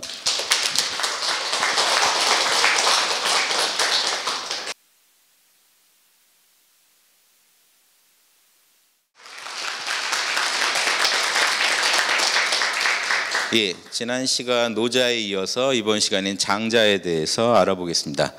예, 이 장자란 분은 노자의 사상을 계승한 걸로 유명한데, 예, 또 이 한자의 의미도요. 이제 노자는 노인이라는 뜻인데, 또 장자는 아주 그 씩씩한 청장년의 그 의미를 담고 있죠, 글자가. 그래서 이 노자에 대해서 장자라고 이렇게 의식적으로 저 이름을 쓴 것 같아요. 왜냐하면 장자란 분은 그 실존성이 좀 의심스러운 미스테리한 인물입니다. 그리고 출생 연도를 보시면요, 369년도쯤에 정확하게 몰라요. 왜냐하면 이분의 정확한 어떤 그 생애의 스토리가 다 드러나 있지는 않아요. 물음표는요 전혀 확실하지 않다는 얘기입니다. 추정이에요. 그런데 같은 연도에 맹자가 BC 372년쯤에 태어나서 BC 289년쯤에 돌아가신 걸로 되어 있습니다. 이 신비하지 않습니까? 두 분의 연도는요 거의 똑같아요. 저게 다 추정치라고 봤을 때 거의 똑같아요. 중국에서 제일 말 잘한 사람 둘입니다. 장자와 맹자. 같은 거의 나이대를 살다 갔어요. 같은 그 시대를 살다 갔어요. 예, 재밌죠? 예, 같은 나이로 거의. 예. 그래서 저는 이 장자를요 맹자가 아닌가 의심하고 이야기 강의도 많이 하고도 해요. 왜냐하면 더 증거가 없어서 말씀을 못 드립니다만, 왜냐하면 이 장자라는 건 책만 전한단 말이에요. 사실은 이 저자가 누군지 정확히 모릅니다. 그래서 실제로 지금 노자와 이 연계해서 장자를 너무 당연하게 이해하시죠. 노장은 도가, 공맹은 유가. 근데 실제 장자는요 알 수 없는 사람입니다. 이 책에 노자는 오히려 등장을 잘 안 해요. 공자와 안자가 그렇게 등장합니다. 공자가 더 많이 등장해요. 그런데 뭔가 약간 비판하듯이 등장을 시킨단 말이에요. 그런데 이 장자라는 글의 형식은 우화입니다. 우화의 형식이기 때문에 더 애정을 갖고 뭔가 이렇게 다루고 있는 건 공자와 안자예요. 공자의 수제자인. 그래서 실제로 논문도 있습니다. 이 장자는 도가 계열이 아니고 유가 계열 중에 안자의 어떤 그 계승에 있는 사람일 것이다라는 추측을 가지고 또 논문을 쓰신 분도 있는 걸로 알아요. 그래서 그 논문도 제가 봤었는데, 이런 얘기가 다양하게 논의될 만큼 되게 재밌는 분입니다. 실제로 역사적인 어떤 그런 이분의 어떤 그 생애의 행적은 정확하지 않아요. 사마천 사기를 주로 예로 드는데요. 사마천 사기는요, 그로부터 몇백 년 뒤에 사마천이 여기저기서 들은 이야기들로 엮어서 만든 겁니다. 그러니까 그런 전설이 내려온다지 실제로 확인된 거는 아직 지금 정확하지 않다. 이 중국에서요, 이 호연직이라든가 에너지를요 철학에 되게 중요한 주제로 삼은 사람이 맹자입니다. 예, 그리고 또 기운에 대해서 이 도가적인 측면에서 또 강조한 책이 장자예요. 그리고 또 천리라는 말도 장자에서 나옵니다. 그리고 이제 장자의 핵심을 보면은 뭔가 속세를 초월하자는 내용 같지만요, 들어가 보면요 진정한 내성애왕의 리더가 되는 어떤 비법을 다룬 책입니다. 진짜 리더라면은 마음을 이렇게 닦아라 하는 그런 내용입니다. 핵심이. 그래서 이 맹자와 이 장자 간의 관계도 저는 단정을 짓기보다 관심을 가지고 이 장자는 도가다 이렇게 단정 짓지 마시고 유가와 이 도가 사이에 있던 하나의 또 철학서로서 저는 관심을 가지고 이렇게 유가와 도가의 관계까지 또 새롭게 연구해 가면서 살펴보신다면 훨씬 재미있는 지혜가 많이 담길 어떤 책이라는 걸 아실 수 있으리라고 봅니다. 장자의 이 글 구성이 4편이 7편이고 외편이 15편, 자편이 11편으로 되어 있는데, 장자 본인이 쓴 걸로 지금 전해오는 거는 4편, 7편만을 장자 본인의 저작으로 봅니다. 글의 성격이 달라요. 뒤로 가면 유가 공격에 되게 공을 많이 들입니다. 유교와의 어떤 문파 의식이 치열해져요. 그런데 장자의 4편에서는 그런 부분이 약하고 노담도 오히려 등장을 덜하고 공자가 훨씬 더 등장을 많이 한다는 거, 이런 것도 주목해 보시면 재밌고요. 그리고 재밌는 게 장자 4편이 7편이죠. 맹자는 몇 편일까요? 상하가 있어 그렇지 맹자도 7편입니다. 그러니까 이때 뭔가 묘한, 아무튼 저는 뭐 꼭 동일인이라는 게 아니라도 아무튼 묘하게 연결되어 있는 부분이 많습니다. 맹자의 사상과 장자의 자체의 이제 핵심을 이해하시려면 제목만 먼저 이해하시는 것도 꽤 도움이 돼요. 장자 7편의 제목들입니다. 제목이요 정말 이 어떤 도의 세계를 잘 설명하고 있는 제목들이에요. 보세요. 1편이 소요유입니다. 소요한다, 논인다는 거죠. 유도 논일 유자. 멀리 한가하게 산책하면서 논이는 거를 소요유라고 합니다. 그러면 어디서 이렇게 마음을 풀고 산책하면서 논일 수 있을까요? 이게 장자가 1편에서 말하고 싶은 건 진리의 세계에서 논이라는 겁니다. 이 세상을 초월해서 진정한 진리의 세계에서 소유하고 논의는 그 낙을 또 법열을 맛보시라 하는 내용이 1편의 내용입니다. 그러고 보면요, 자세히 보면 1편부터 7편까지가 공부의 단계를 얘기하고 있다는 것도 알 수 있습니다. 진리에서 소유하라. 그 다음 2편이 뭘까요? 재물론. 저 재는요, 균등할 재자입니다. 만물을 평등하게 균등하게 바라보라. 자, 여러분이 이게 불가에서 말하면요, 1편이 견성이에요. 여러분의 본성을 제대로 알고 나면, 본성에서 논일 수 있게 되면, 두 번째, 현상계를 바라볼 때 평등한 마음으로 바라볼 수 있다는 겁니다. 자, 장자를 이해할 때 이 그림을 하나 이해하시면 좋습니다. 장자는요, 도를 플러스 마이너스로 해볼게요. 그럼 여기는 생, 여기는 사라고 한다면, 현상계는 어떤 존재도 이원성 속에 있습니다. 빛이 있으면 어둠이 있고, 남성이 있으면 여성이 있고, 발산이 있으면 수축이 있고, 태어남이 있으면 죽음이 있어요. 그런데 도는 이원성을 초월해서 존재합니다. 그래서 소요유라는 건요, 생사의 세계에서 태어났다 죽었다 하는 거를 또 버리자는 것도 아니에요. 장자는 받아들이라는 겁니다. 이원성의 세계 속에 우리가 산다는 거는 담담히 받아들이되 진리의 중심을 두고 살아가자 이겁니다. 도의 뿌리를 두고 살아가자. 현상계에서 생멸, 거래, 생멸이 오고 가는 거는 끝이 없는데, 선악 과보는 끝이 없는데 그것을 초월해서 이론상이 있다라고 하는 원불교 가르침하고도 통하는 겁니다. 이 장자는 도의 세계의 논의라는 거고, 도의 입장에서 보면 생이나 사나 평등하게 볼 수 있다는 겁니다. 그래서 재물론이에요. 그래서 실제로 재물론의 내용에 보면은 이원성을 초월하라는 얘기를 다룹니다. 이원성을 초월해서 원의 중심에 서라. 원의 중심이 뭡니까? 원불교에서 말하는 법신불 이론상짜리고 지금 도의 세계예요. 도의 세계에서 이 현상계를 평등한 눈으로 바라보며 살아가라. 이 도가 더 깊어졌죠. 세 번째가 어떻게 될까요? 양생주. 생명의 주인을 배양하라. 진정한 참나를 길러라 하는 내용이 나옵니다. 이래서 도가의 핵심은 양성이라는 말을 많이 하는 겁니다. 불가는 견성, 도가는 양성, 유가는 솔성, 요 세 개를 가지고 유불선 합의를 논할 때 많이 얘기합니다. 불가는 도를 제대로 봐라 하는 걸 강조한다면, 지금 이 도가는요, 본성을 배양하라, 길러라 하는 말을 많이 합니다. 사실 서로 섞어서 써요. 맹자에도 또 뭐라는 말이 나올까요? 맹자에 재밌습니다. 양성하라는 말입니다. 본성을 배양하라. 존심 양성이 맹자에서 나온 말이죠. 마음을 잘 보존하고 본성을 배양하라. 자, 이런 게 통해 있다는 겁니다. 묘하게 연결돼 있어서 이 장자와 맹자는요, 연결해서 연구해 보시면 훨씬 재밌어요. 도가에서는요, 이 참나 자리를, 자, 도가의 또 맛입니다. 도가적 사유는 이 장자가 꼭 도가다라고 단정할 수는 없지만, 장자라는 책을 썼을 때부터 이미 노자를 의식했다고 보셔야죠. 노자의 내용들을 많이 소화하고 있습니다. 실제로 등장은 몇 번 안 해도 철학 전반에서 노자의 사상을 의식하고 있어요. 그런데 공자를 또 끊임없이 등장시킨 거 보면은, 그리고 중요한 도는요, 공자와 안자 입에서 많이 나옵니다. 그러니까 이분이 참 신비한 분이라는 거죠.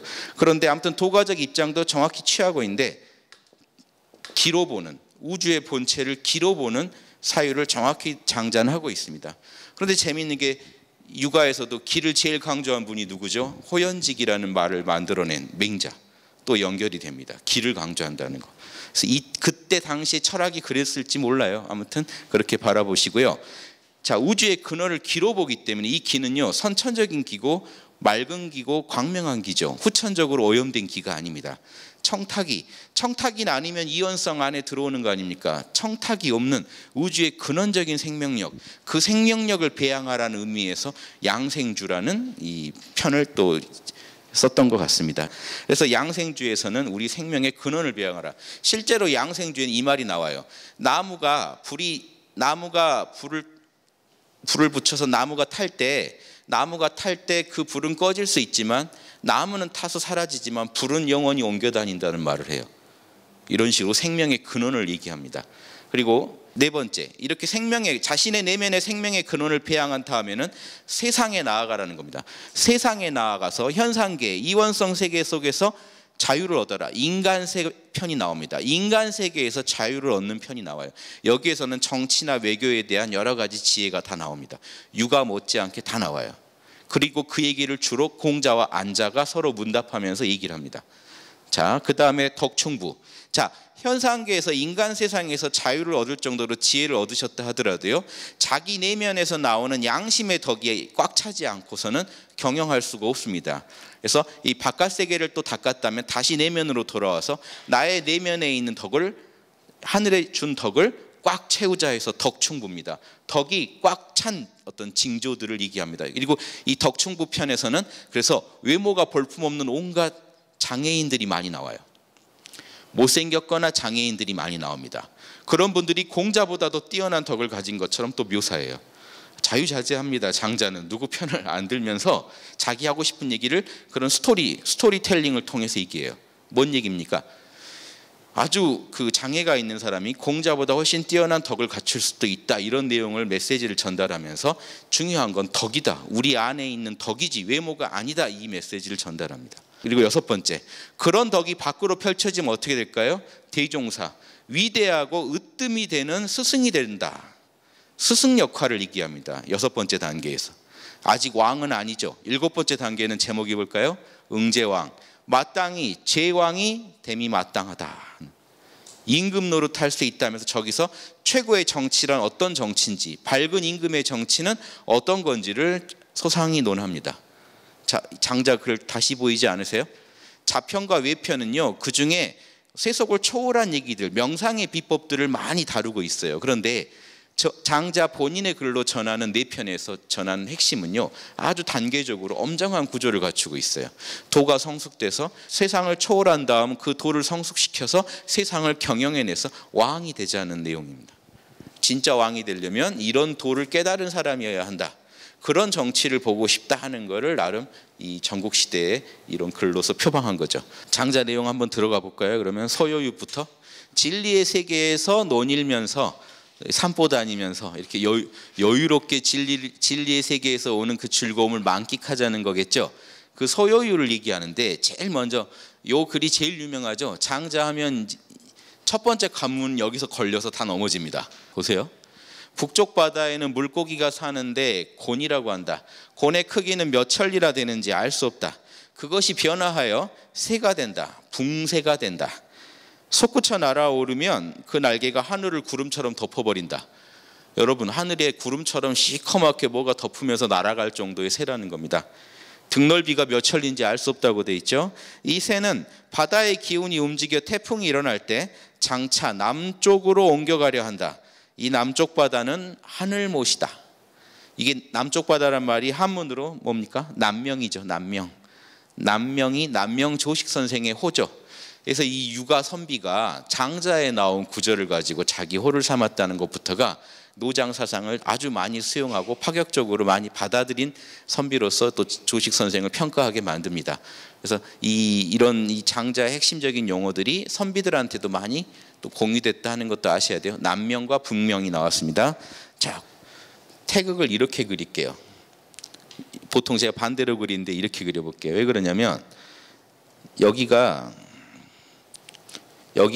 우리 배고 배 쪽이고 이쪽이 머리 쪽이라고 생각하시면요, 이쪽이 이 도가에서 상단전이라고 하는 데고 이쪽이 이제 하단전 쪽입니다. 실제로는 회음인데 하단전하고 연결해서 봅니다. 자, 하단전에서 이 기운이 뭉쳐 있고 상단전에 기운이 뭉쳐 있어요. 기운의 바다인데 동시에 뭘 의미하냐? 하단전은 신장을 의미합니다. 신장수, 신장은 물을 담당하는 것이죠. 상단전은요, 뇌도 물로 봅니다. 그래서 물로서 연결돼 있어요. 그럼 어떻게 연결되냐? 척수로요. 척추 안에 있는 물로 연결돼 있습니다. 자, 이렇게 고대인이 보고 있다는 걸 아셔야 지금 이 구절을 이해할 수가 있어요. 그리고 이쪽이 지금 남쪽으로 보고 이쪽을 북쪽으로 본 겁니다. 모양으로 보면은 위쪽이 지금 북쪽 아닌가 하실 수도 있지만, 지금 이 태극의 형상으로 볼 때는요, 남쪽이 지금 양이 팽창해서 불처럼 타오르는 쪽이 남쪽입니다. 음이 쪼그라들어서 가장 추운 쪽이 북쪽이고요. 이해되시죠? 그러니까 이렇게 보셔야 됩니다. 그래서 남명이니 북명이니 하는 말을 하는 겁니다. 남명은 천지다, 하늘 연못이다라고 하는 말이 뭘까요? 뇌수입니다. 여러분의 뇌. 뇌에 물로 이 물이 모여서 고여 있는 여러분의 뇌를 의미합니다. 자, 하단전 쪽에 있는 정액의 물이 지금 북명이고 뇌의 물이 남명이라고 보고 얘기하는 거예요. 머리로까지 날아 올라가야 되는데 이 하단전에 있는 이 물고기라고 했죠. 물고기는요 남쪽으로 갈 수가 없어요. 어떻게 가야 됩니까? 예, 새가 돼야 날아갈 수가 있어요. 이게 곤이라는 물고기가 새가 돼야만 여러분 위쪽으로 날아갈 수 있습니다. 자, 이게 뭔 얘기인지 아세요? 이쪽에 고여 있는, 여기도 연못이니까 물이 고여 있겠죠. 자, 위쪽은 원래 불이죠. 맡은 게 태양이, 남쪽은 태양이고 북쪽은 물입니다. 태양이, 불이 먼저 물을 쬐줘야 돼요. 태양이 먼저, 남쪽에 있는 태양이 북쪽에 있는 물을 쬐줘야 물이 끓겠죠. 물이 끓으면 어떻게 될까요? 물로는 하늘로 못 올라가지만 구름이 돼서 올라가요. 구름문자, 구름이 돼서 올라가요. 이해되시죠? 수증기가 돼서 위로 올라가요. 하늘로 올라간 이 구름은 냉각이 돼서 다시 내려오는 걸 뭐라 그래요? 비. 그래서 물이 돌고 도는 걸 보면요, 여기에서 도가의 모든 비결이 나옵니다. 단학의 모든 요결은 이 안에 다 있어요. 원불교에서도 수승하강하라고 하죠. 물이 올라가고 불이 내려오는 원리가 이 안에 다 들어있습니다. 물이 올라가서 열기를 식혀서 또 끌고 내려와요. 물이 어떻게 올라갑니까? 끓어야 올라가요. 그러니까 여러분이 정신이라는 것도 동양에서는 불입니다. 정신이 뇌 쪽에 있으니까 불을 맡고요. 여러분 하단전은 물을 맡아요. 그러니까 정신으로, 의수단전이라고 하죠. 정신으로 단전을 지키고 계시면 단전이 끓어서 위로 기운이 올라갑니다. 올라가서 내려올 때 다시 비가 돼서 내려와요. 여러분 정수리까지 올라간 다음에 척추를 통해서 올라갈 땐 등으로 올라갑니다. 동맥을 통해서 올라가요. 이 한의학에서 말한 동맥. 내려올 때는 인맥으로 내려오는데, 내려올 때 인맥이 지금 거치는 게 이렇게 내려오니까 입에 침으로 고이게 됩니다. 그래서 침이 고였다는 것을 수승하강이 잘 된 현상으로 봐요. 자, 물이 구름이 되는 이 비결 안에 물이 또 비가 되는 요결이 있죠. 그래서 예전에 최수원 선생이 이 현상을 관찰하고 깨닫고 본인의 호를 수운이라고 지읍니다. 수운. 물이 도는 거 안에 천지 원리가 다 들어있더라는 거예요. 보세요. 천지가 지금 저런 식으로 감응해요. 머리는 하늘이죠. 배는 땅이죠. 하늘과 땅은 못 움직입니다만 그 안에서 물과 불이 돌고 돌면서 천지를 감응시킵니다. 저 내용이요, 그대로 노자에도 나와요. 하늘에서 감노수가 내린단 말이 노자에 나옵니다. 그리고 도가에서는 이게 정치의 원리기도 해요. 보세요. 상단전은 사회의 윗사람들입니다. 하단전은 백성들이에요. 수승화각이 안 된다는, 인체에서 수승화각이 안 되면 인체가 죽죠. 사회에서 윗사람과, 이해되시죠? 상류층과 하류층이 교류를 못하면 사회가 죽습니다. 그럼 누가 먼저 움직여야 돼요? 태양이요. 상류층이 아랫사람들한테 관심을 보여야 됩니다. 따뜻하게 살만하게 해줘야 돼요. 안 그러면 얼어 죽어요. 위에는 뜨거워서 죽고 아래는 추워서 죽어요. 이게 인체가 죽어가는 현상입니다. 사회 원리를 얘기할 때 노자가 저걸 이용해서 얘기합니다. 정치가 잘 되면 하늘에서 감노수가 내린다. 이 말이 뭐냐면 이게 물과 불이 잘 조화를 이루는 그 상태를 말합니다. 이해되시죠? 여기까지 이해하셨죠? 재해라는 괴이한 일을 많이 하는 사람이 이 얘기를 했다. 붕새가 남쪽으로 날아갈 때 파도가 삼천리 치고 이런 건 중요한 게 아닙니다. 회오리 바람에 날개가 치며 위로 솟구친 것이 9만리나 올라가서 날아간다. 9만리 기운이 안 쌓이면요, 9만리 두터운 기운이 안 쌓이면 그 기운을 타고 못 난다는 겁니다. 요 얘기가 뭘 말하고 싶으냐면, 여러분 단전의 기운이 많이 쌓이지 않으면 날아오를 수가 없다. 이 물고기가 새가 된다. 물이 구름이 될 수 없다. 이 얘기를 하는 겁니다.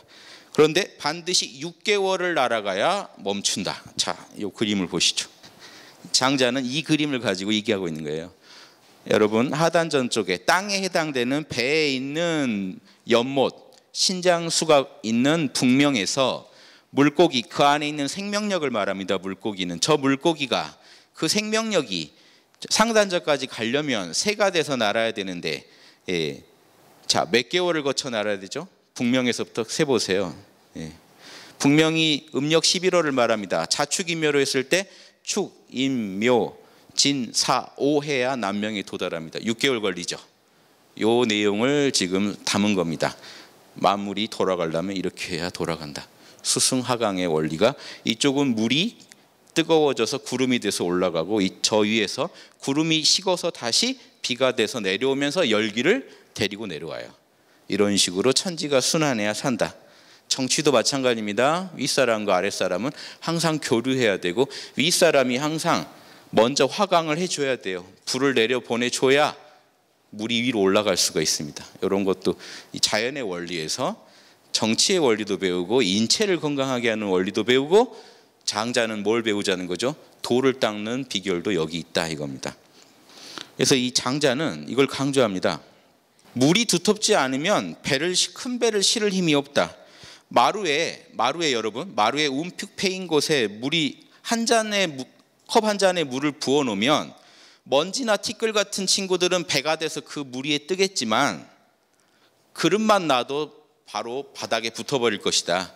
그 물이 그릇도 못 띄울 물이다 이겁니다. 뭔 얘기인지 아시겠죠? 그러면요, 바람이 두텁지 않으면 큰 날개를 실을 힘이 없다. 물이 얕으면 배가 뜰 수가 없어요. 이 얘기 뭔 얘기를 계속 하는지 아십니까? 여러분, 단전에 기운이 충만하지 않으면요, 여러분 이 하단전에 있는 기운을 상단전으로 원만하게 돌려서 수승하강을 원만하게 할 수가 없다는 얘기를 하고 있습니다. 그러므로 구말리는 올라가야 충분한 바람이 밑에 놓이게 되니, 그 거대한 새가 날아가려면 구말리의 어떤 기운이 필요한데, 그 기운을 모아야 비로소 바람에 의지해서 날아가게 된다. 그래야 남명에 갈 수가 있다 이 얘기입니다. 그런데 매미와 비둘기들은 뭐라고 비웃어요? 우리는 솟구쳐 날라도 이 느릅나무나 박달나무 그 정도 올라가면 아주 만족스러운데, 때로는 거기도 못 가고 떨어지는데 구말리나 날아가는 쟤는 뭔 정신일까? 이해를 전혀 못하는 겁니다. 이게 비둘기가 붕새를 이해 못하는 상황인 거예요. 그런데 장자가 친절하게 설명을 해줘요. 큰 공부할 사람은 큰 기운 필요하다 이 얘기를 하는 겁니다. 들판에 나가는 사람은 새끼 식사만 딱 준비해서 나가도 돼요. 가서 일하고 오면 되니까. 그래도 배가 부르지만 백리를 여행하는 사람은 밤을 새워 방아를 찧어서 식량을 준비해야 된다. 미천이 없으면 큰 공부할 수 없다 이겁니다. 천리 가는 사람은 3개월분의 식량은 모아야만 된다. 그러니 이 두 벌레가, 이 두 버러지가 뭘 알겠는가? 이게 장자의 지금 얘기. 뭘 비판한 걸까요? 뭘 풍자한 걸까요? 진짜 큰 기운으로 닦는 공부. 요 미천은요, 기운도 미천이지만 또 응용해 보면 불교에서 자량이라고 합니다. 자량, 미천, 육바라밀 공덕을 많이 쌓은 거, 공덕을 미천이라고 그래요. 거기에 응용해서 이해해도 재밌죠. 여러분 진짜 불보살 되고 싶으면요, 미천을 많이 쌓아야 돼요. 공덕을 엄청 지어야 돼요. 이렇게 이해해 볼 수도 있습니다. 아무튼 여기서는 지금 기운 얘기로 나왔으니까 큰 기운이 있어야 큰 공부가 이루어진다. 그런데 이런 기운 공부 안 하고 마음 공부만 그냥 해가지고 깨달은 사람을 지금 매미랑 비둘기로 상징하는 거예요. 이제 나도 마음 공부도 잘 안 되는데 마음도 겨우 이 참나를 봤다 못 봤다 하는 그 지경인데, 쟤는 뭐라고 저렇게 기운을 모으고 있나, 식량을 모으고 있나 이해 못 한다는 겁니다. 그런 친구들이 그 얘기를요 어떻게 하는지 보세요. 공부의 단계를 얘기해 버려요. 지혜가 하나의 관직에 효과가 있고 행실이 한 마을에 알맞으며 덕이 한 임금의 마음이 합치될 만하면, 이런 사람은요 그 나라에선 대단한 사람입니다. 진짜 출세한 사람이고 성공자예요. 지금 이 시대에서 제일 부러워할 만한 성공자들이죠. 그런 사람들을 이런 메추라기 같은 존재로 비유해 버립니다. 장자가. 그런 사람이 자신을 보면 대견해 보이겠지만, 이해되시죠? 내가 이렇게 성공하기도 힘들고 내가 얻은 성공만 해도 대단한데 쟤는 뭐 하는 거야 하고 다른 도인들, 더 높은 차원의 도인들을 이해 못 한다는 겁니다. 수준 낮은 아직 일반인 티가 본부의 모습을 하고 있는, 그러면서도 뭔가 또 걸출한 인물을 말합니다 지금. 그런데 송영자라는 존재를 등장시킨데, 송영자는 안 그렇다. 한 단계 더 위에요. 송영자는요 견성은 제대로 한 사람이에요. 이 도가식 레벨 구분으로 인선이라고 합니다. 사람 중에 신선인 사람이라 이 사람은 보세요. 어떻게 이런 일도 비웃어요. 세상에서 인정받는 것도 비웃고 온 세상이 그를 칭찬해도 더 애쓰지 않아요. 또 온 세상이 비난해도 동요되지 않아요. 조금도 마음 꺾이지 않아요. 안팎의 구분을 분명히 정하고 진짜 자기 것, 자기의 진정한 본질에만 집중한다는 겁니다. 견성은 단단히 했죠. 그러니까 영예나 욕 때문에 전혀 흔들리지 않고 세상에 집착하지 않아요.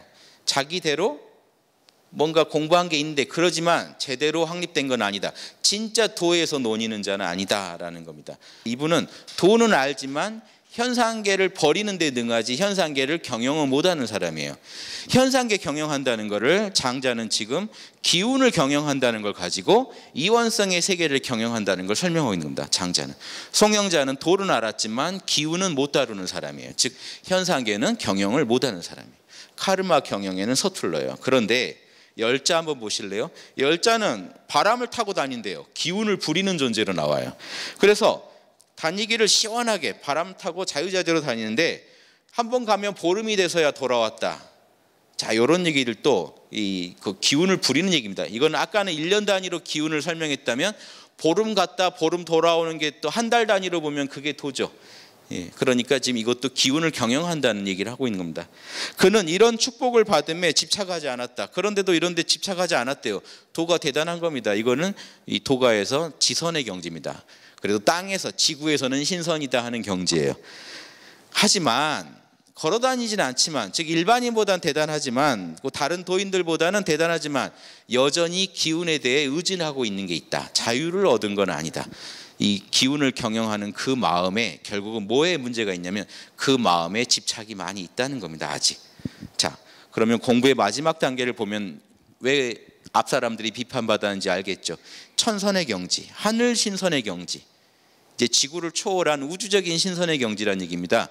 장생불사 이런 사람들은 불가에서 말하는 불가에서 이 보신이라고 합니다.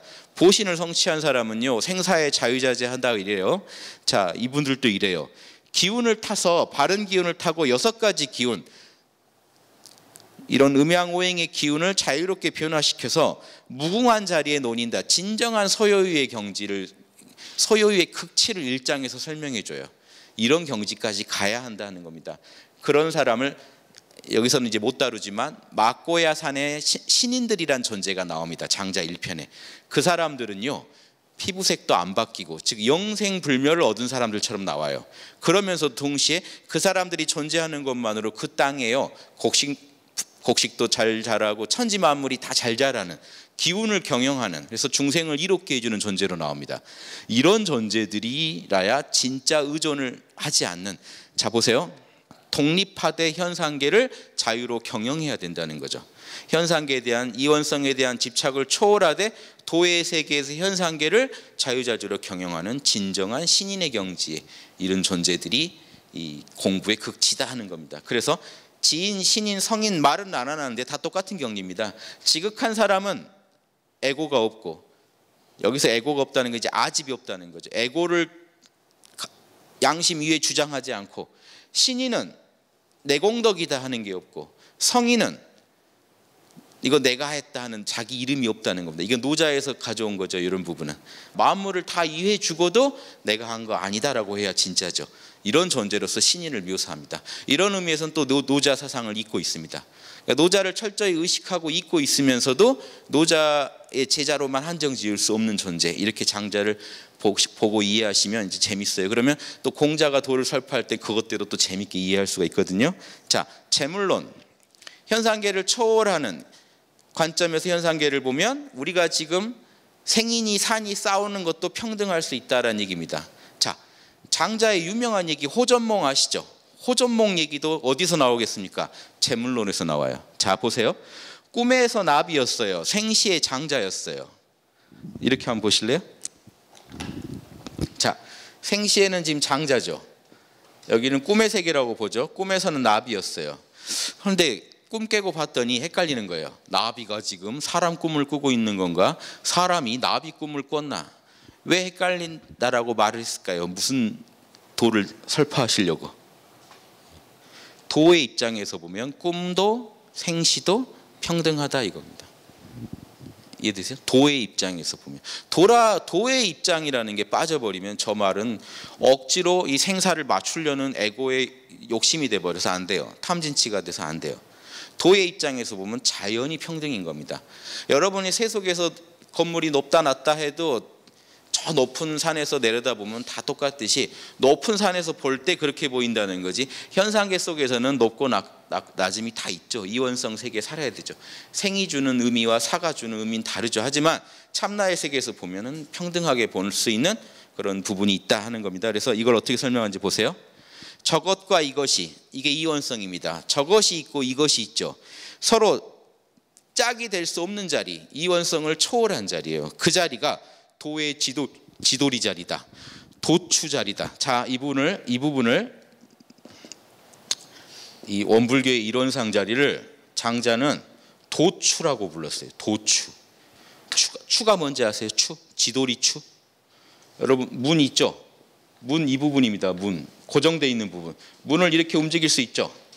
문을 360도로 돌리더라도 고정되어 있는 부분이 있죠? 그 센터 자리를 추라고 합니다. 그래서 예전부터 저 북극성, 저기 우주에 별들이 다 도는데 안 도는 게 북극성이죠. 북극성 자리를 옥추부라고 불렀어요. 지도리 자리, 우주의 지도리 자리라고. 예, 그런 이 구슬옥자 써가지고 옥추부 하면은 하느님 계신 곳입니다. 그래서 옥추경이라는 경전이 있잖아요. 거기 사는 하느님에 대한 얘기. 여기서는 도추라고 그랬어요. 도로서의 지도리. 천지 만물이 빙글빙글 생멸이 오고 가는데 절대 움직이지 않는 그 중심자리. 자, 그러니까 이원성을 초월해서 도추의 중심을 두고 살아가라는 거죠. 지도리이기 때문에 비로소 그 원의 중심이 되니 자기는 안 움직이면서 주변을 움직이죠. 서양 철학에서 아리스토텔레스가 부동의 동자라고 부른 자리입니다. 부동, 자기는 움직이지 않으면서 만물을 움직이는 자리. 다 이해되시죠? 부동의 동자 같은 말입니다. 자, 지도리면서 원의 중심이 되기 때문에 대응함에 다함이 없다. 이거였다 저거였다 자유자재로 겁니다. 태어날 때 태어났다가 죽을 때 죽고 초월적인 입장에서 살아가는 거예요. 그러니 이것 또한 하나의 무궁함이요 저것 또한 하나의 무궁함이다. 자, 보세요. 생도 무궁하고요, 사도 무궁해요. 끝없이 생겨나고 끝없이 죽고, 예, 플러스 쪽도 무궁하고 마이너스 쪽도 무궁해요. 그렇지만 중심은 하나예요. 항상 중심은 하나예요. 모든 거의 중심은 하나예요. 그 중심 하나 자리를 찾는 게 이 도에서 아주 중요하죠. 그래서 그 중심을 잡고 살아가는 거를 지금 밝음이라고 하는 겁니다. 이것저것 그 무궁한 세계에 빠져 들어가 버리면, 이원성 세계에 한번 들어가 버리면 무한한 데서 길을 잃어요. 하지만 그 중심은 하나니까 중심을 찾으면 밝음이죠. 밝음을 쓰는 것만 못하다. 현상계에서 아무리 뭔가를 많이 아는 것보다 도를 아는 게 귀하다 하는 것을 밝음 쓰는 것만 못하다 이렇게 얘기한 겁니다. 자, 이해되시죠? 장자가 재밌죠? 장자에 정말 다양한 얘기들이 나옵니다. 다 못 전달해서 제가 안타까워요. 그래도 꽤 지금 전달해 드리는 겁니다. 예. 포정이란 요리사 얘기가 양생주에 나오는데 천리대로 사는 게 진짜 생명 배양한다는 얘기를 왕한테 소를 잘 잡는 요리사가 이 얘기를 해줘요. 신이 좋아하는 건 도입니다. 우주의 도, 천리를 좋아하지 나는 기술에 집착하지 않습니다. 하수가 아닙니다. 고수입니다. 처음 신이 소를 해체할 때는, 소를 잡을 때는 오로지 소가 보였습니다. 이게 도예요. 여러분이 현상계에서 세상사 일을 처리할 때 처음에 일을 처리하려고 보면 세상사 일만 보여요. 한 3년 정도 도를 닦으니까 소를 해체해 봤더니 뭐가 보이더래요? 전체적인 소가 보이지 않더라. 이제 요즘은 신은 정신으로 대하지 눈으로 보지 않습니다. 오감에 집착하지 않고 정신으로 바로 사태의 본질을 꿰뚫어 본다. 감각기관을 멈추고 정신이 작용합니다. 양심의 눈으로, 참나의 눈으로 세상을 보니까 뭐가 보입니까?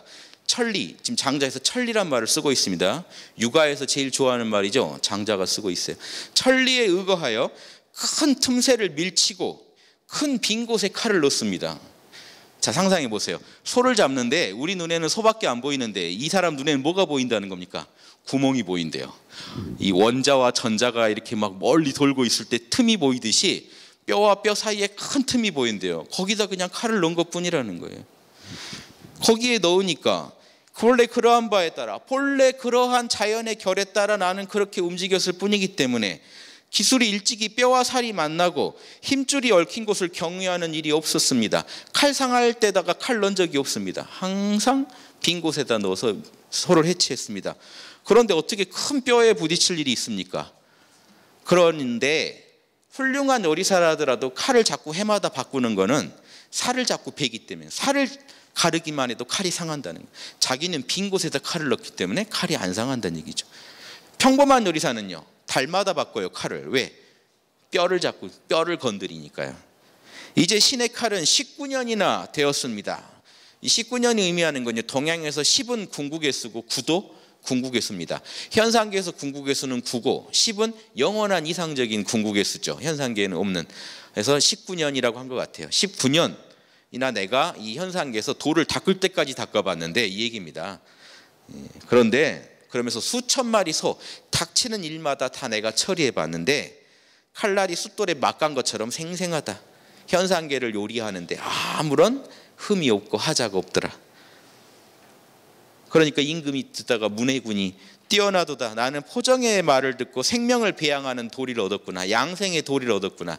결국 양생의 도리가 뭐예요? 세상에 닥치는 일을 욕심 탐진치로 욕심으로 처리하는 게 아니라 천리대로 양심대로 처리하면 모든 문제가 내 마음도 안 상하고 생생하게 항상 건강하고 생생한 마음으로 살아갈 수 있고, 그러니까 천지의 기운을 쓸데없이 소모를 안 시키니까 항상 생명력이 충만하게 살 수 있더라. 이 얘기입니다. 이 얘기도 중요하죠. 이 마음의 재계, 인간세에 가서 세상사를 경영하는 많은 얘기가 나오는데 그중에 재미있는 얘기 하나가 이제 신법이 나옵니다. 장자의 신법이. 보세요.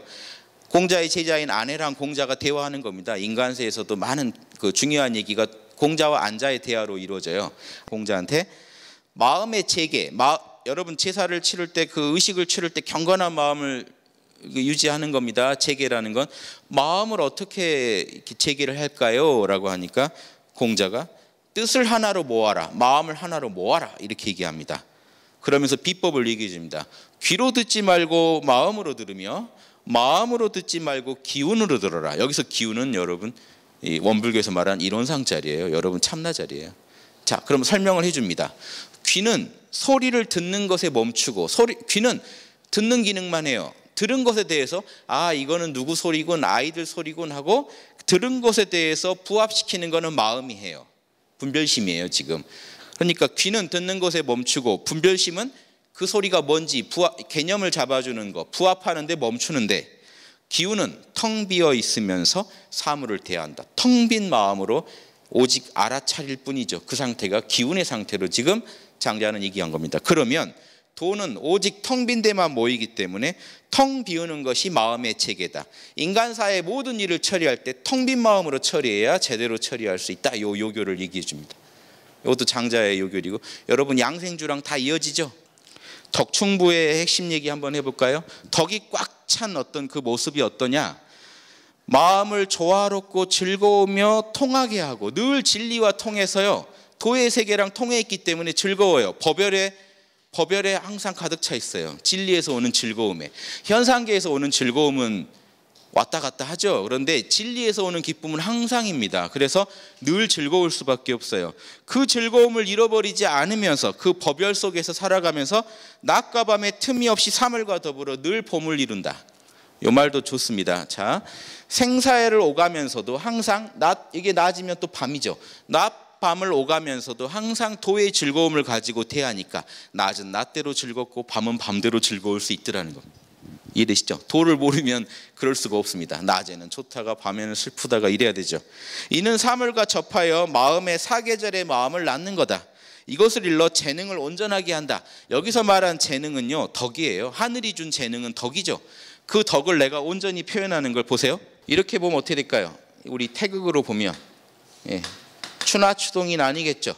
사계절이라고 했으니까 봄, 여름, 가을, 겨울 했을 때, 자, 봄은처럼 유교만의 게 아니기 때문에 이니에지를 장자도 전제하고 있습니다. 왜냐하면 이건 유교 이전의 동양 철학의 기본이에요. 이니에지는 봄처럼 사랑하고, 가을처럼 정의롭고, 여름처럼 조화롭고, 여름의 만물들이 다 자신을 표현하면서도 조화롭잖아요. 표현 안 하는 게 아니라. 겨울은요, 표현 안 하고 지혜로 알고만 있어요. 자, 그러면서도 도가 근본이기 때문에 여러분은 항상 즐거워야 됩니다. 즐거우면서 사랑하고 즐거우면서 정의롭고, 항상 즐거움이 바탕이 되지 않은 정의로움은 살벌해요. 즐거움 안에서 법열에서 예절을 지키고 법열에서 옳고 그름을 판단해야지 진리지, 억지로 쥐어짜낸 건 진리가 아닙니다. 여러분의 여유로운 마음에서 남과 나를 하나로 보는 게 진짜 사랑이지, 그런 조급한 사랑, 뭔가에 집착하는 사랑이 아닙니다. 항상 도심이 바탕이 됐을 때 사계절에 맞게 적절하게 처신할 수도 있다. 이런 인의예제 덕이 안에 꽉 찼다 이겁니다. 자, 요게 이제 대종사로 이어집니다. 이런 사람을 이제 장자에서는 진인이라고 부릅니다. 진인. 참된 사람, 참사람. 옛날에 참사람은요, 삶을 기뻐할 줄도 모르고 죽음을 싫어할 줄도 몰랐다. 나왔다고 기뻐하지 않고 들어갔다고 저항하지 않았다. 생사에 자유로웠다. 무심히 갔다 무심히 올 뿐이다. 자, 윤회론이죠. 장자는 윤회론이에요. 이해되세요? 야, 어디 태어나 그러면, 우주가 태어나 그러면 예 하고 나오고, 가자 그러면 쿨하게 가는, 이런 사람이 진인이라는 겁니다. 시작점을 잊지 않고, 시작점은 어디입니까? 도요. 우주의 근원은 항상 잊지 않되, 갈 곳을 추궁하진 않았다. 나 어디로 가요? 이런 거 따지지 않았다. 항상 도에서 살았다. 생명을 받으면 기뻐하고, 그런데 또 생명은 기뻐하고 또 죽음은 돌아간다. 생명에 집착한 거 아닙니까? 하는 게 아니겠죠. 태어남을 기뻐하지 않는다는 것은 생사를 평등히 대한다는 측면에서 얘기한 거고, 태어날 때의 그 자연스러운 기쁨까지 취하지 않았다는 건 아닙니다. 기쁘게 즐겁게 살다가 그냥 갔다는 거죠. 쿨하게. 자, 만약 이런 사람은 마음이 확고하고 용모도 고요하고 이마도 아름답다. 서늘하기는 가을 같고 따뜻하기는 봄 같다. 사계절의 모습을 다 갖고 있다는 겁니다. 진리의 즐거움은 항상 봄 같지만 그러면서 동시에 항상 사계절의 모습도 갖고 있었다. 그래서 기쁨과 분노는 항상 사계절과 통해 있었다. 뭐냐면요, 봄처럼, 여기다 희노애락을 넣어볼까요? 희노애락을 넣으면요, 봄은 욕망이 성취돼가는 과정이니까 기쁨, 여름은 즐거움, 이제 음기가 커지죠. 가을은 분노, 음기가 더 커지면 슬픔, 희노애락이라고 하면요, 봄처럼 기뻐하고 가을처럼 분노하고, 이게요, 분노하지 않았다가 아니라 자연스러웠다는 거예요. 항상 적절하고 때에 알맞고 모두를 이롭게 하는 방향으로 이 감정을 썼다는 겁니다. 그래서 사물과 더불어 항상 마땅함이 있으니 그 지극함을 알 수 없었다. 그 사람은 항상 양심에 맞게 일을 처리하더라. 이런 사람이 대종사다 하는 겁니다. 장차 조물자, 우주의 근원입니다. 조물자는 어떤 인격이 아니고 항상 조물자와 더불어 벗이 되니 우주의 근원과 친구가 돼서 천지의 한 기운, 여기가 또 이론상 자리입니다. 천지의 근원적인 한 기운에서 항상 논이뤘다. 그들은 삶을 몸에 붙은 혹이나 사마귀로 여기고 사마귀 생겼네 하는 것처럼 담담히 보고, 죽음을 종기가 터졌네 하는 것처럼 되게 자연현상으로 봤다는 겁니다. 이런 사람들은 삶과 죽음의 우열이 있다는 걸 어떻게 알았겠냐는 거죠. 분별하지 않았다. 다른 물건 빌려다가 내 몸을 또 치장도 해보고, 그렇게 살다가 또 간담도 있고 내 몸을 잃고 눈, 귀도 다 버리고 탄생과 소멸을 반복하되 시작과 끝을 알지 못했다. 이 얘기는요, 계속해서 그렇게 오고 갔다. 만 번 오고 만 번 가고 항상 이렇게 자유롭게 살았다. 그래서 그러면서도 어떤 것에 걸림이 없이 속세의 바깥을 마음대로 돌아다니되 소요하고 있었던 거죠. 진리의 세계에서 소요하고 있었기 때문에 그 말을 다르게 말하면 무의의 경지에서 항상 논이뤘다. 여러분, 이 말을 하시려면요, 지금 이 빽빽하게 우리를 옥죄어오는 이 현상계를 끊고 벗어나는 게 아니라 그 안에 살아가면서 담담한 마음으로 천리의 결에 따라서 자연스럽게 추나추정 돌아가듯이 마음을 쓸 수 있을 때 이 말을 할 수가 있습니다. 그럴 때 여러분도 진리의 세계에 논이는 사람이 될 수 있습니다. 자, 또 한번 보실래요? 결국 유교의 인의지랑 다르지 않다는 게 또 나오죠. 사계절 얘기 자꾸 나오는 것부터 육아랑 다 연결되어 있습니다. 형벌을 몸으로 삼고 정입니다. 예절을 날개로 삼고, 예절을 잘 또 지켜서 그걸로 내 날개를 삼고, 지혜로 때를 삼고, 항상 옳고 그름을 정확히 판단하고 타이밍을 판단하는 건 지혜로 했고, 덕으로 사랑으로 자연에 따랐다. 인의지가 다 들어있죠. 그 모습을 보실래요? 형벌로 몸을 삼는다는 건 항상 처연하게 죄인을 죽이는 것이며, 진짜 잘못했을 때는요, 합당한 그 처벌을 내리게 하는데 조금도 또 사심을 붙이지 않았다는 거예요. 예절로 날개를 삼았다는 것은 세상에 항상 표현할 때는 예절에 맞게 표현했고, 지혜로 때를 삼았다는 것은 항상 부득이하다, 이건 하지 않을 수 없다 하는 판단을 정확하게 제때에 내렸고, 덕으로 자연을 따른다는 건요, 자연처럼 항상 덕스럽다. 자연이 만물을 살려주죠. 그걸 본받아서 항상 덕스럽게 사랑으로 살았기 때문에 발 있는 사람들과 함께 언덕에 올랐다. 항상 다른 중생들과 함께 도를 누렸다는 겁니다. 보살이죠. 장자의 이런 보살도가 나오는 거 아셨습니까? 뭐로 합니까? 인의지로요. 양심 하나로 다 해요. 저게 천리예요. 어떻게 그러면 장자가 또 육아랑 아주 다르다고 하실 수 있겠어요? 못합니다. 이런 게 재밌는 겁니다. 사람들은 진인을 그러니까 부지런히 행위하는 자로 봤지 노는 사람, 한가한 사람으로 보지 않았어요. 항상 숨가쁘게 현장에서 치열하게 살면서도 마음이 진리의 세계에 논이는 사람이지, 여기 전형적인 보살이거든요. 유마경에 뭐라고 나온지 아십니까? 보살은 윤회계를 떠나지 않으면서도 마음은 항상 열반에 머무는 사람이다라고 얘기해요. 윤회계 안에서 항상 중생과 함께 하면서도 마음은 열반에 논이는 사람이 보살이다. 같은 얘기를 장자가 하고 있습니다. 그것보다 유마경보다 연대도 높아요. 장자는. 이런 것도 재밌는 겁니다. 저만 재밌지 않죠? 또 멋진 명상의 비법이 나옵니다. 또 안자가 얘기해요. 이번엔 안자가 공자를 치고 나와요. 이런 게 장자의 묘미예요. 제가 얻은 게 있어요. 공자가. 중리는 공자죠. 뭔데? 하니까 앉아서 좌망을 했습니다. 앉아서 모든 걸 잊어버렸습니다. 좌망이란 말이 여기서 나옵니다. 명상의 요결이에요. 좌망. 중리가 정색을 하며 이 친구 뭘 얻었군 하고 뭐가 좌망이냐 했더니 안자가 이렇게 얘기합니다. 사지와 몸뚱이를 잊고 오감을 잊어버려요. 몸뚱이를 모른다 해버리고. 그래서 학당에서 홍익학당에서 제가 모른다 하라고 그렇게 말씀드린 겁니다. 그 전에 나온 게 이거밖에 없어요. 모른다 해버리면 내가 몸뚱이 있는지 모르겠다 해버리면 잊어버립니다. 우리 뇌는. 그 다음 뭐도 잊어버리냐면요, 내 머리 조치도 잊어버려야 돼요. 총명도 잊어버려야 돼요. 머리로 진리를 따지고 있지 말라는 겁니다. 그것도 잊어버려라. 형체를 떠나고 알을 떠났다 다시 반복한 겁니다. 그랬더니 대통, 한문으로 대통이라고 되어 있습니다. 대통의 경지, 우주랑 크게 통해버리는 경지에 도달했다, 이 말을 합니다. 대통이라고 되어 있죠. 대통을 해버렸다. 그러니까 중리가 하나가 되면 좋을 것이 없고 변화되면 고정되지 않는다. 좋고 싫음을 떠나게 되고 진리와 하나가 되면, 그리고 변화하면 고정되지 않는다. 이 변화를 초월한 경지에 너가 들어갔구나 라는 얘기를 하는 겁니다. 현명하구나.